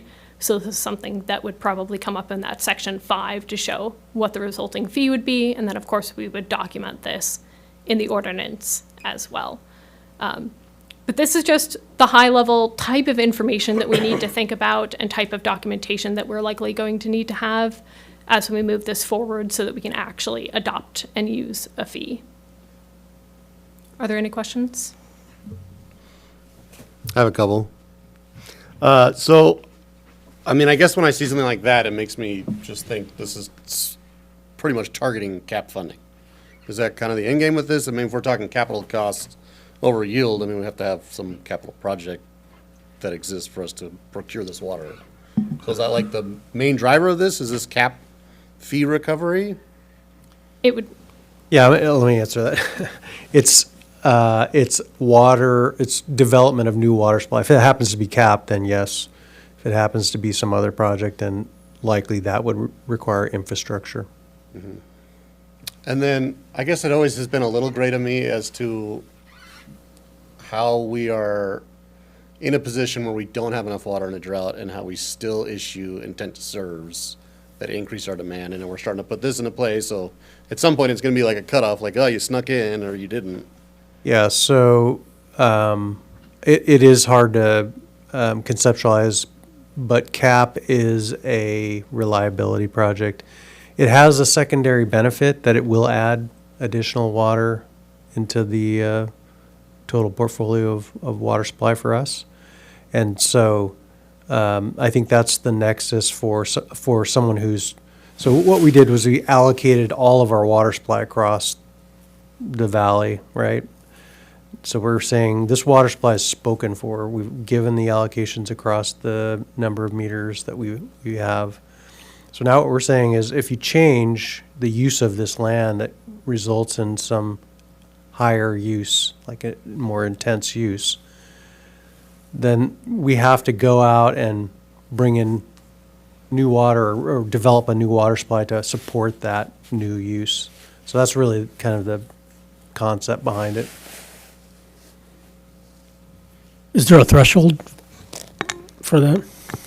I mean, how much more, at what point do you say you need more water? I'm imagining coming from, a lot of the reviews that the ARB does, that's kind of my experience lately, where we're looking at projects that are taking a rental property, classic example on Carp Avenue, and putting a pretty significant housing project on it. Is that the kind of change in use that we're talking about? Yes. And is there a threshold of use change that would warrant? Yeah, so under the. You're not talking about Red Tail, or you're out the old rental yard? Rental yard, Oh, yeah. I see. Yeah. Thank you. Yeah, so. 5455 or whatever. In the policy, we just adopted the intensification methodology. It defines kind of how you determine whether there's a trigger there for us to even do the analysis. And though if we do the analysis and we see, okay, this parcel has an allocation of 1 acre foot, and whether that's based on historic use or land use. And we look at the proposed project and we say, well, it's got, a bunch of new meters and it's now 8 acre feet. Well, we're saying, well, that's increasing what was allocated to this property by 7 acre feet. And so there's a need to somehow capture that impact in terms of our water supply, our future water supply costs. In fact, that's a really good example, one that was an asphalt where they parked tractors and stuff. It's a to 44, was it 44 residential units? Yeah. So absolutely, the water demand's going to be exponential. Sure. To what the existing condition was. And so I guess to kind of circle back a little bit, so if we're in a position where we are out of water in a drought situation, why are we issuing intents to serve that is expanding beyond our capacity? Yeah, I mean, I think the approach that we've taken is that in most years, normal years, we have more than enough water to serve. It's the reliability that's causing this drought, this unreliability that occurs in the drought. And so we focused on the project really solving the reliability problem as opposed to, solving some other problem that is maybe more focused on the overall water supply. That said, CAP does increase the overall water supply portfolio. I don't know if this is off topic or not, but to Casey's point, should we also add for some of the newer people that in the dry years, we were criticized all the time. How can you be with your, well, that wasn't our job. It was the city or it was the county or it was, whatever. It wasn't our job to approve the project or not to approve the project. But several years ago, I don't remember which year, but it was maybe 21 or maybe 22. I don't remember now. But Shirley and I were on the drought committee. And had there been one more dry year, which there wasn't, then we would have been looking at imposing a moratorium. Do you remember it that way? Yeah, in 2016, we were. So I just think it's confusing sometimes because we're not the development police in a drought, but at the same time, under our policy, had we gone through another dry year, then we would have,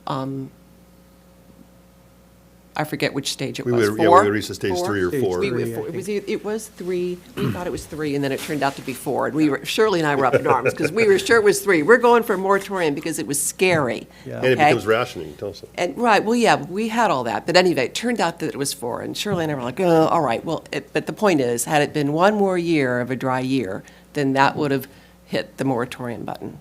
I don't know if that's kind of what you were looking for, Casey, but just. Yeah, I think so. And then like, if we have to get to that situation to start procuring other water supplies, like, well, does this only apply in a drought year? Or how do you, I guess, balance that risk out of, kind of a water intensification capital cost recovery fee?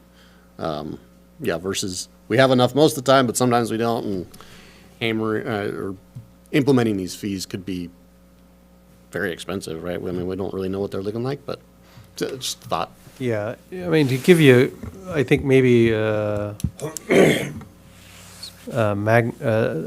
magnitude or scales of magnitude, in the 2016 drought, when we hit that year, we were looking at 50% shortages. So essentially half of our water was not available. So we were going to have to, get all of our customers to reduce by 50%, which was mind-boggling. So that's the problem we're trying to solve with the CAP project. These new developments are coming in and they're intensifying the use by, 1 to 10 acre feet per year. So they're really very small incremental changes, but we're looking out into the future saying, okay, while these are happening, little by little, and they've been happening for the last 20 years, we haven't really been capturing that change. So that's why we came up with this methodology to quantify and then establish how we determine if something is being intensified and then charging a fee for that to recover some of those costs. At the risk of one more needle in this one, the RENA numbers require us, Carpinteria, to build 900 units. Have there been any forecasts of water demand against that? I realize 900 probably isn't going to actually happen, but we have to show that we're able to do it. And has there been a forecast against, water demand against those numbers? Yes, we have looked at that, and we've come up with some scenarios that quantify that. And it's again, we're talking about what was it, around 200 to 300 acre feet, I think, full development. Yeah. So hence we get to this kind of project. Right. I like to add something to that, and I need to be a little careful because of my position, because Vermingen 1 and Vermingen 2 are my parcels, and the county is rezoning those, and they're also, Santa Barbara County is on the hook for 9,000 units that they got to develop on the South Coast. And that's why I've been kind of staying out of this whole intensification thing, because the ag parcels most likely will use less water when you go into housing versus, and then what you're doing is you're going to force more development into ag land, and you're not going to do the infill in the cities because obviously the rental yard, they probably didn't even use an acre foot a year. So, somewhere along the line we need to balance both, and obviously,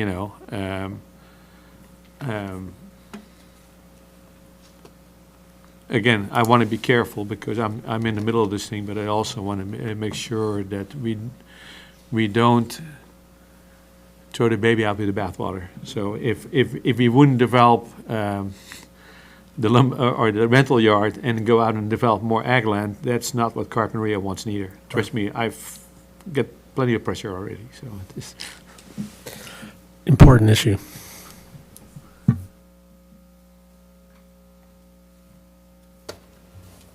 I think that's all for me. Thanks, Ms. Nice work. Thank you, Melissa. Oh, happy birthday.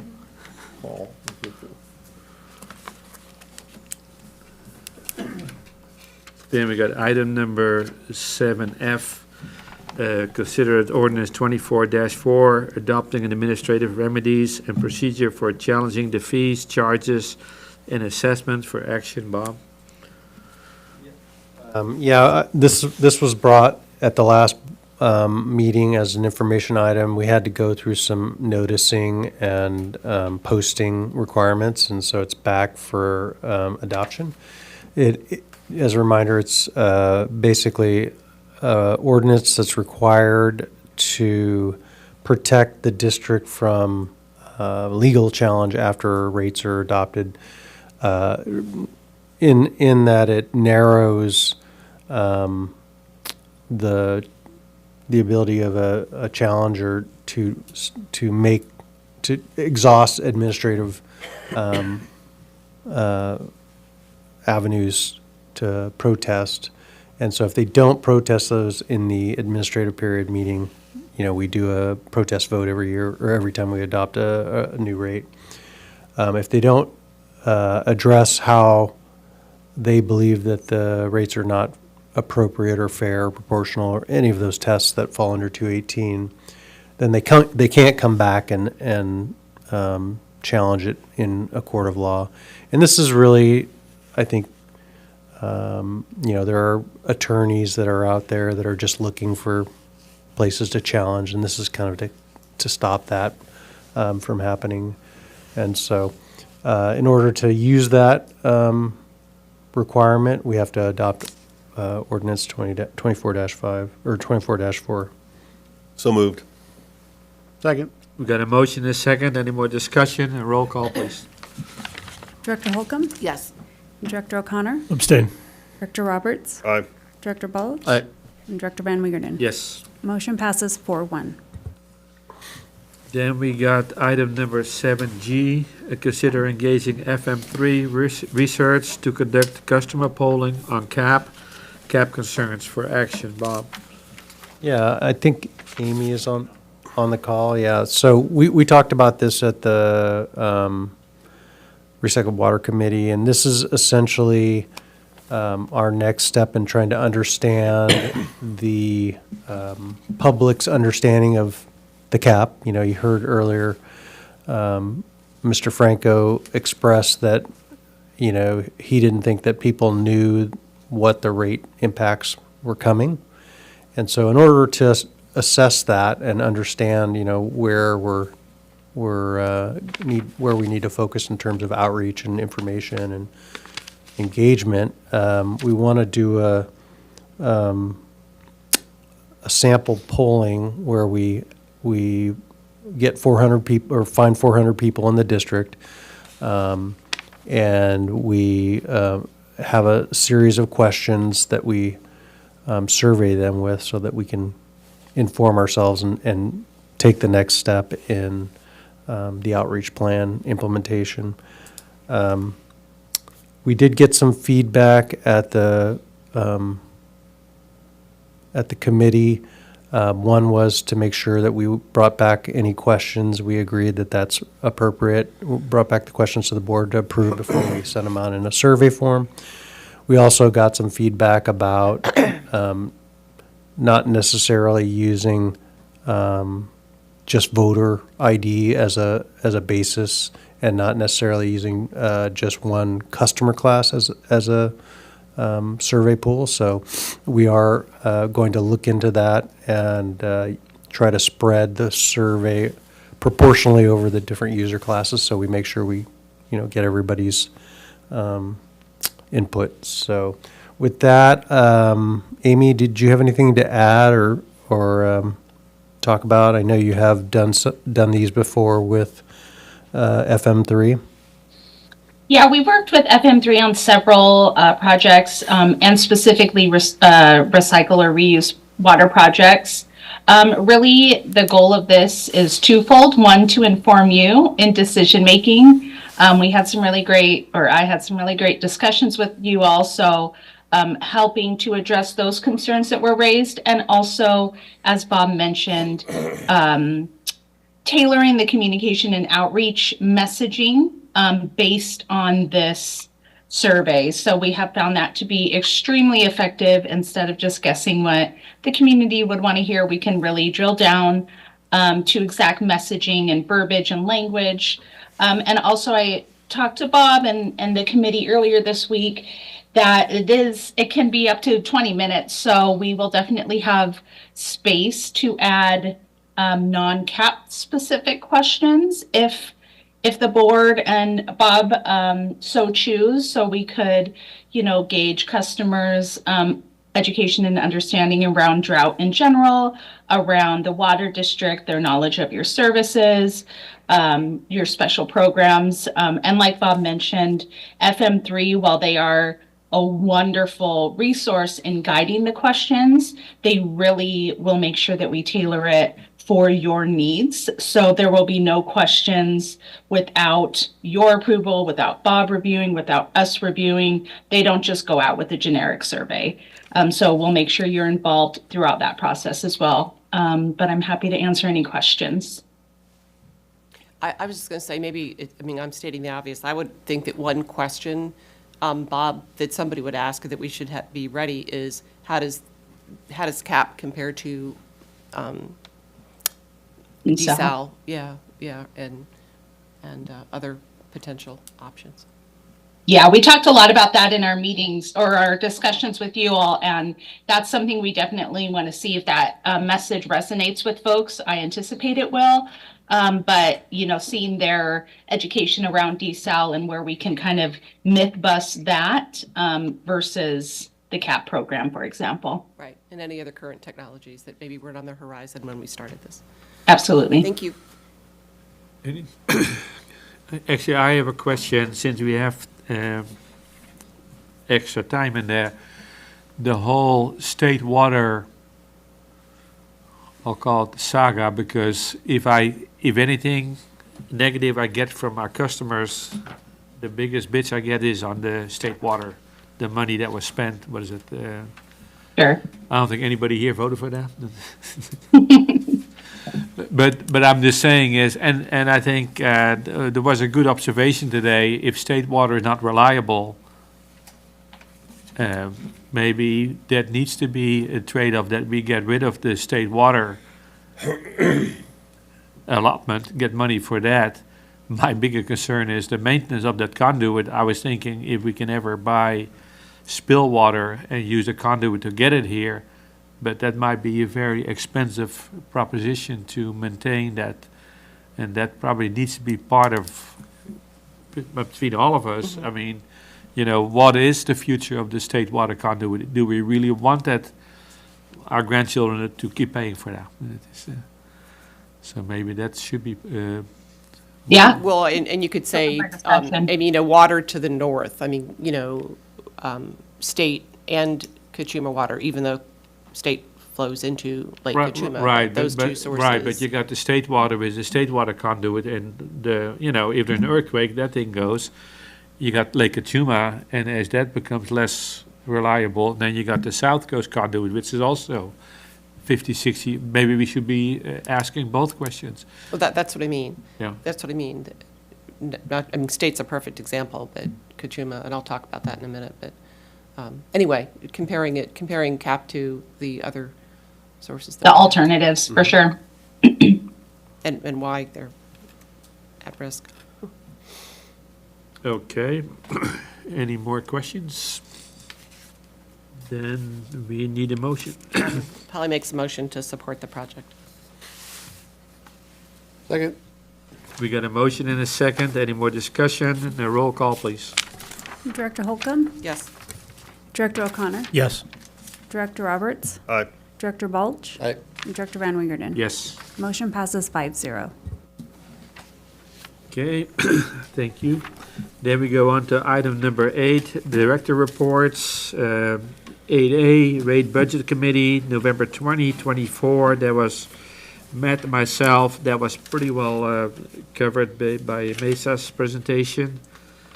Then we have Director Report 8B, Recycled Water Committee, December 9, 2024.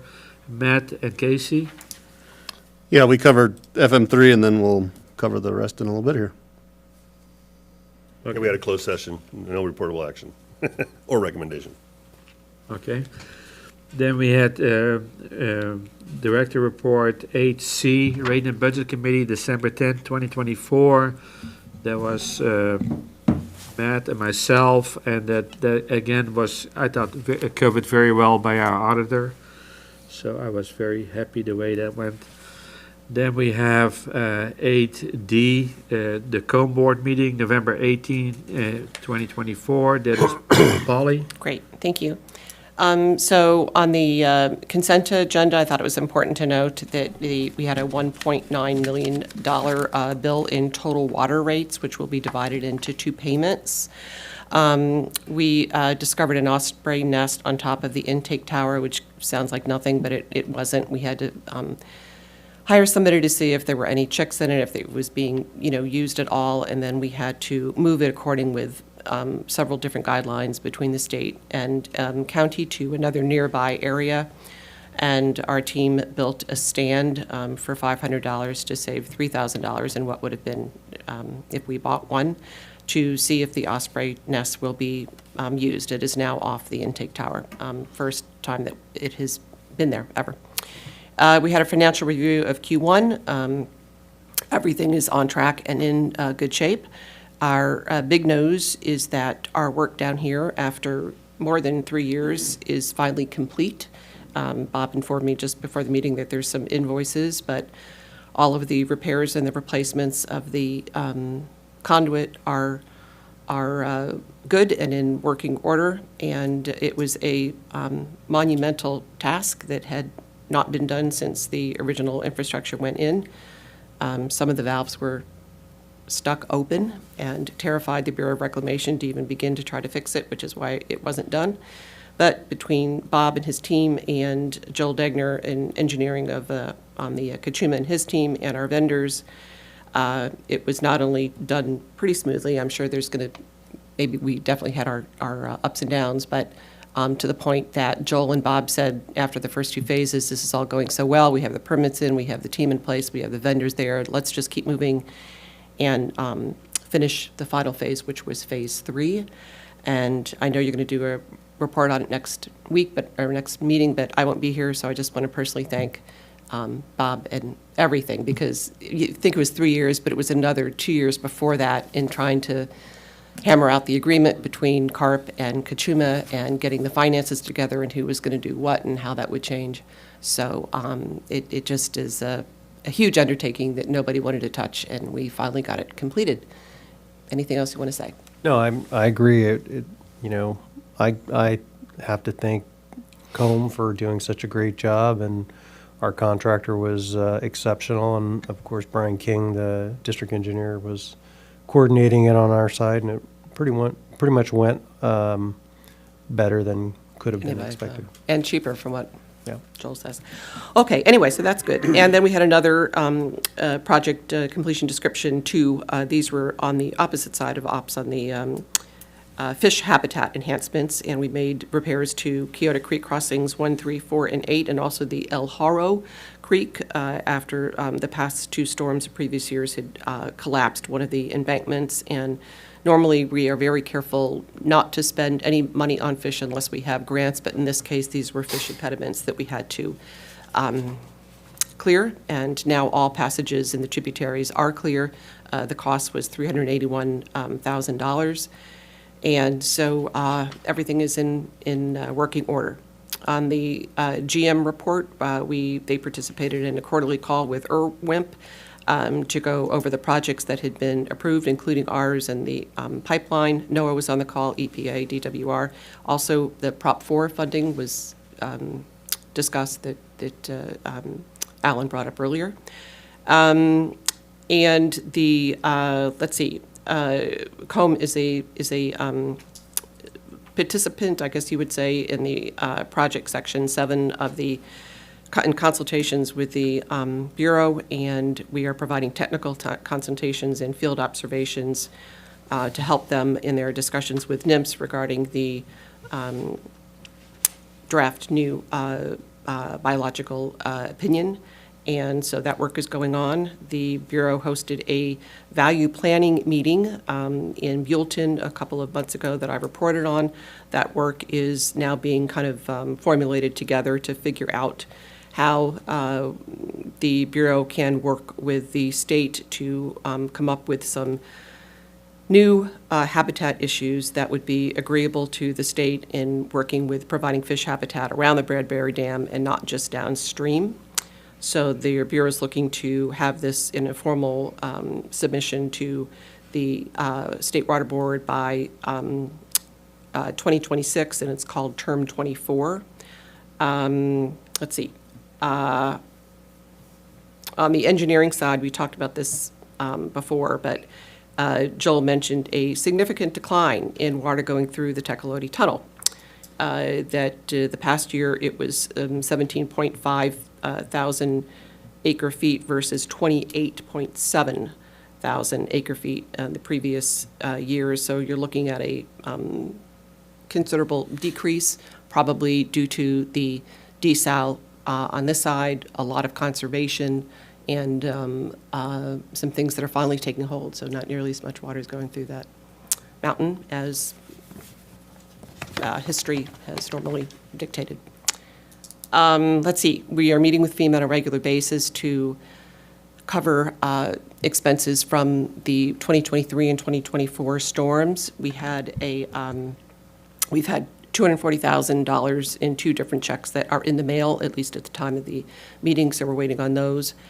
And I don't think anybody's really getting worried because we have a good relationship with FEMA, but since the fires in Maui and the hurricanes in Florida, things have definitely slowed down, but we're still meeting with them and going through all the hoops on a regular basis to be reimbursed for things that they approved they could reimburse us for.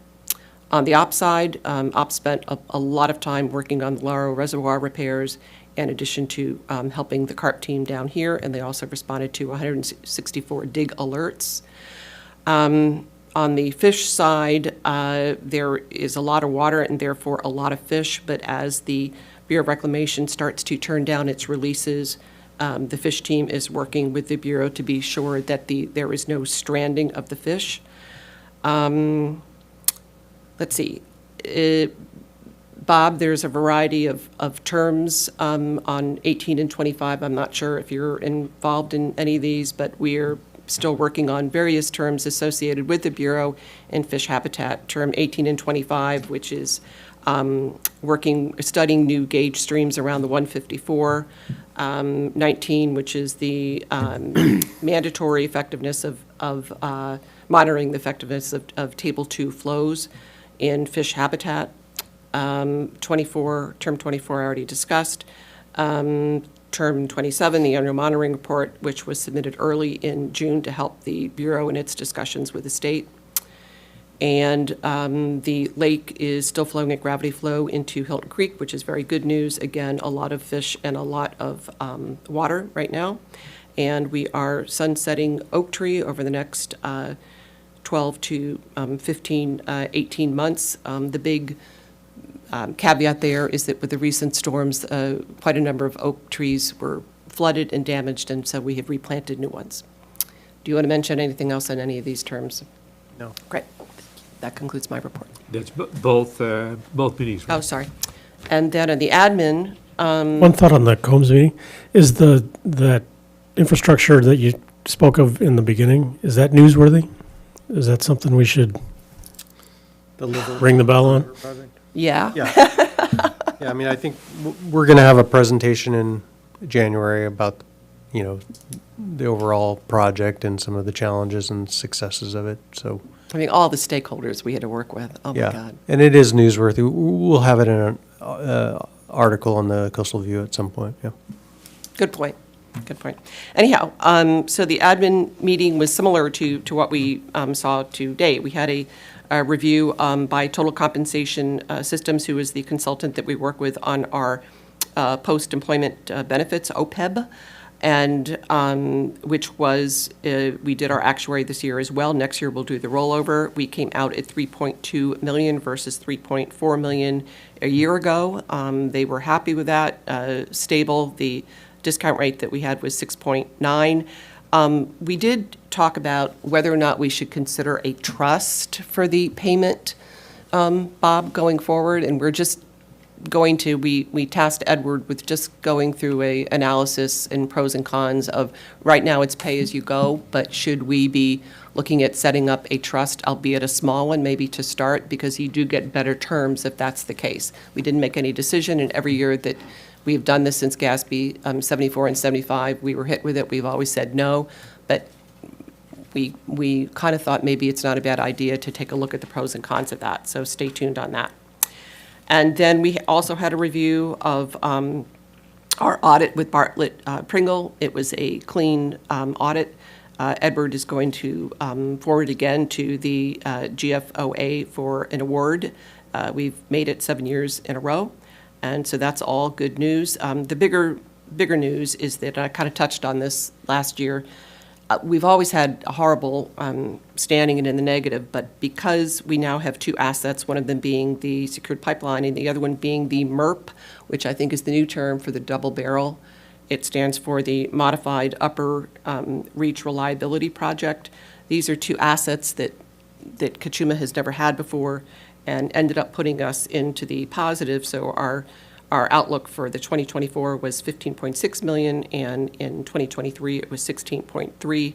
So very stable, and it seemed like previous years I was always saying, yeah, we're negative 256, but it really isn't that bad. But now that we have some really good, reliable assets, it's changed the bottom line, and we're happy about that. The good news is that we had a terrific fix down here with the South Coast Conduit. The bad news is that the unexpended funds is only just south of 40 for us, Norma, so about 39 and change. Sorry it's not more, but we needed to use that money to get everything finalized down here.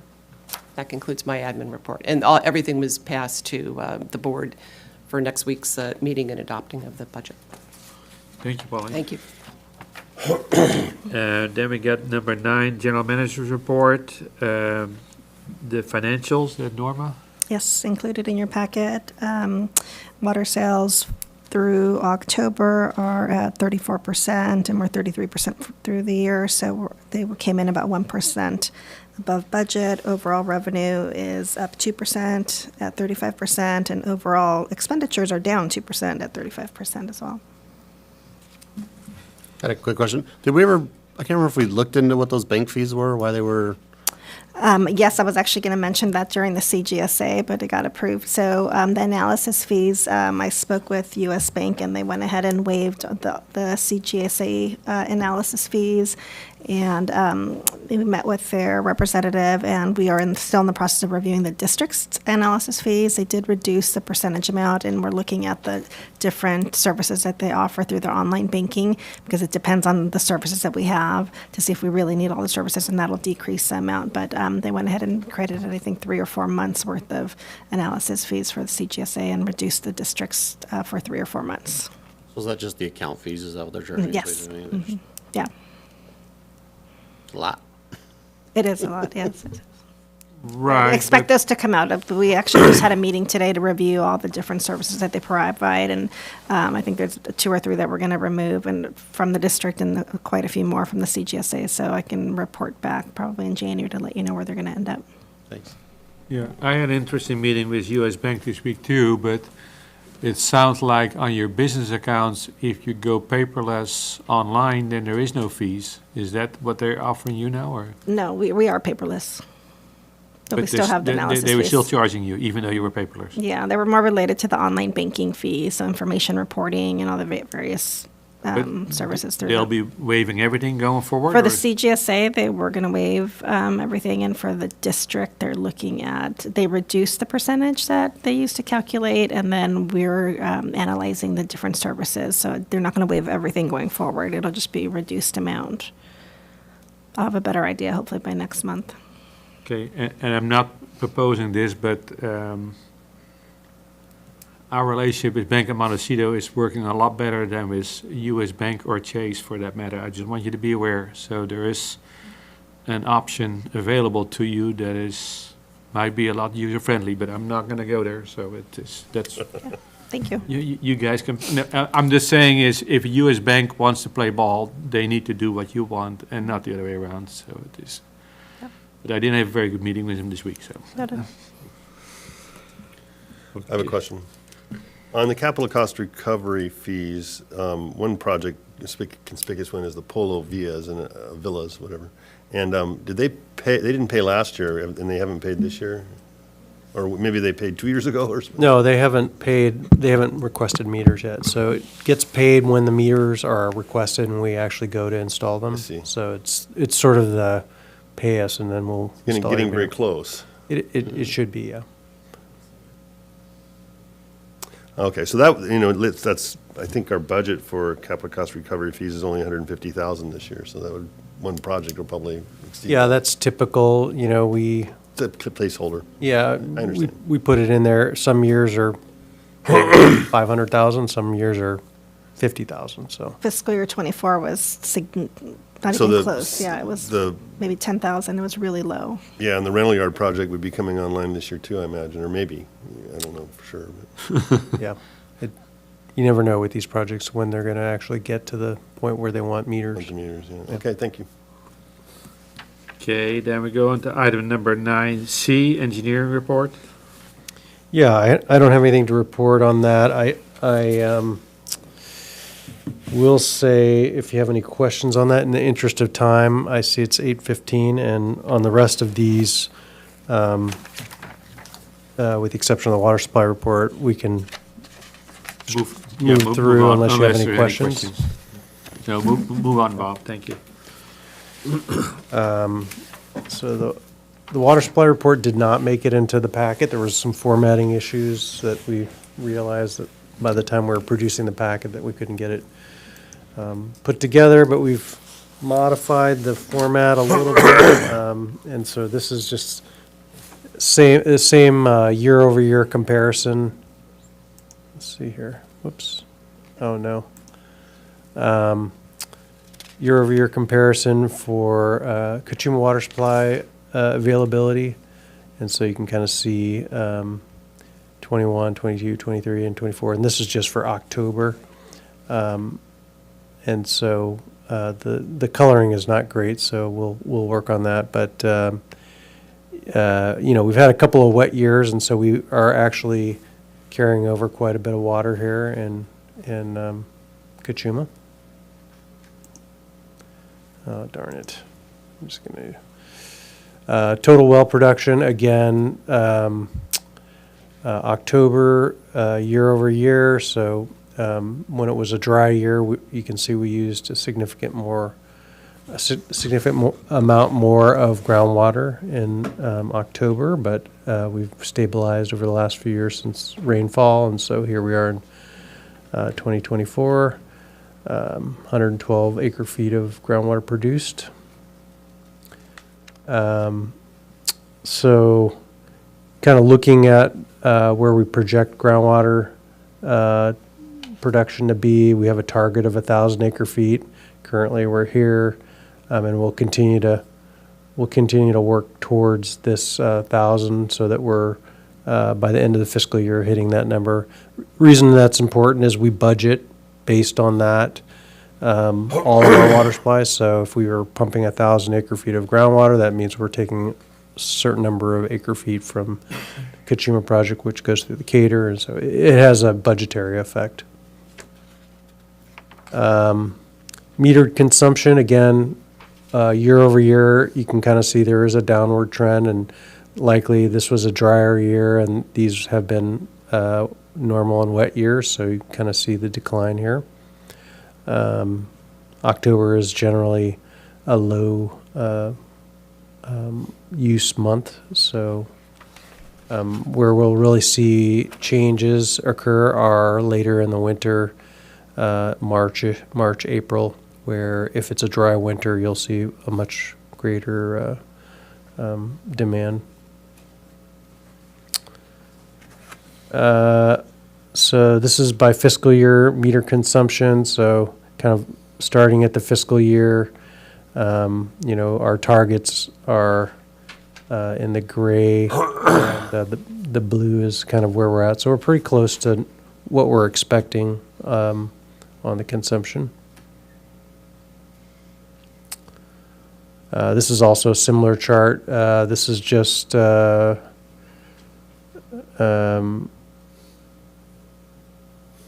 current consumption. I think this is the total. Yeah, this is the total. So this is both ag and M&I combined. And as you can see, we have a lower bound and upper bound. The lower bound is the budgeted target. And so we're kind of tracking pretty closely with that. Again, it's hard to tell if we're going to diverge from that this early on.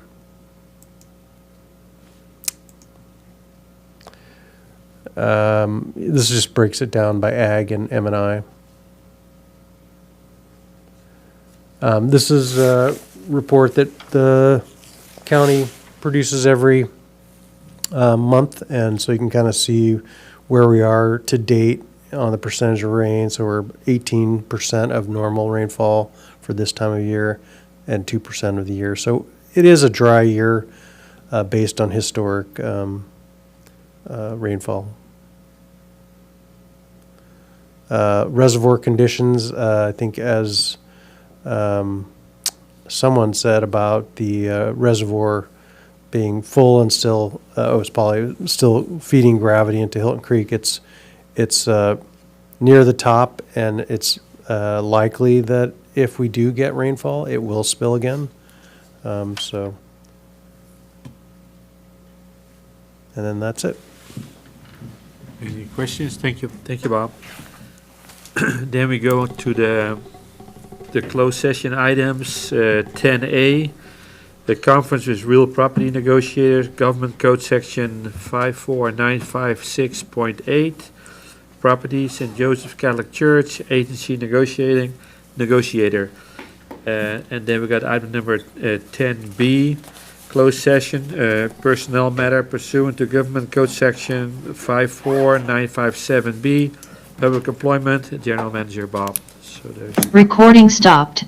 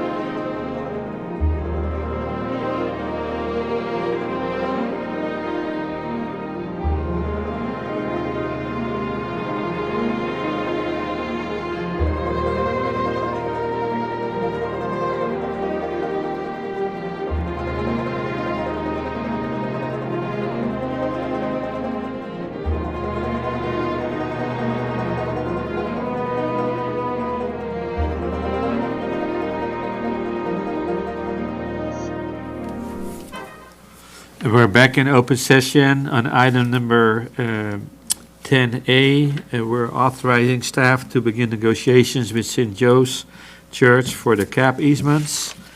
And for item number 10B, no reportable action.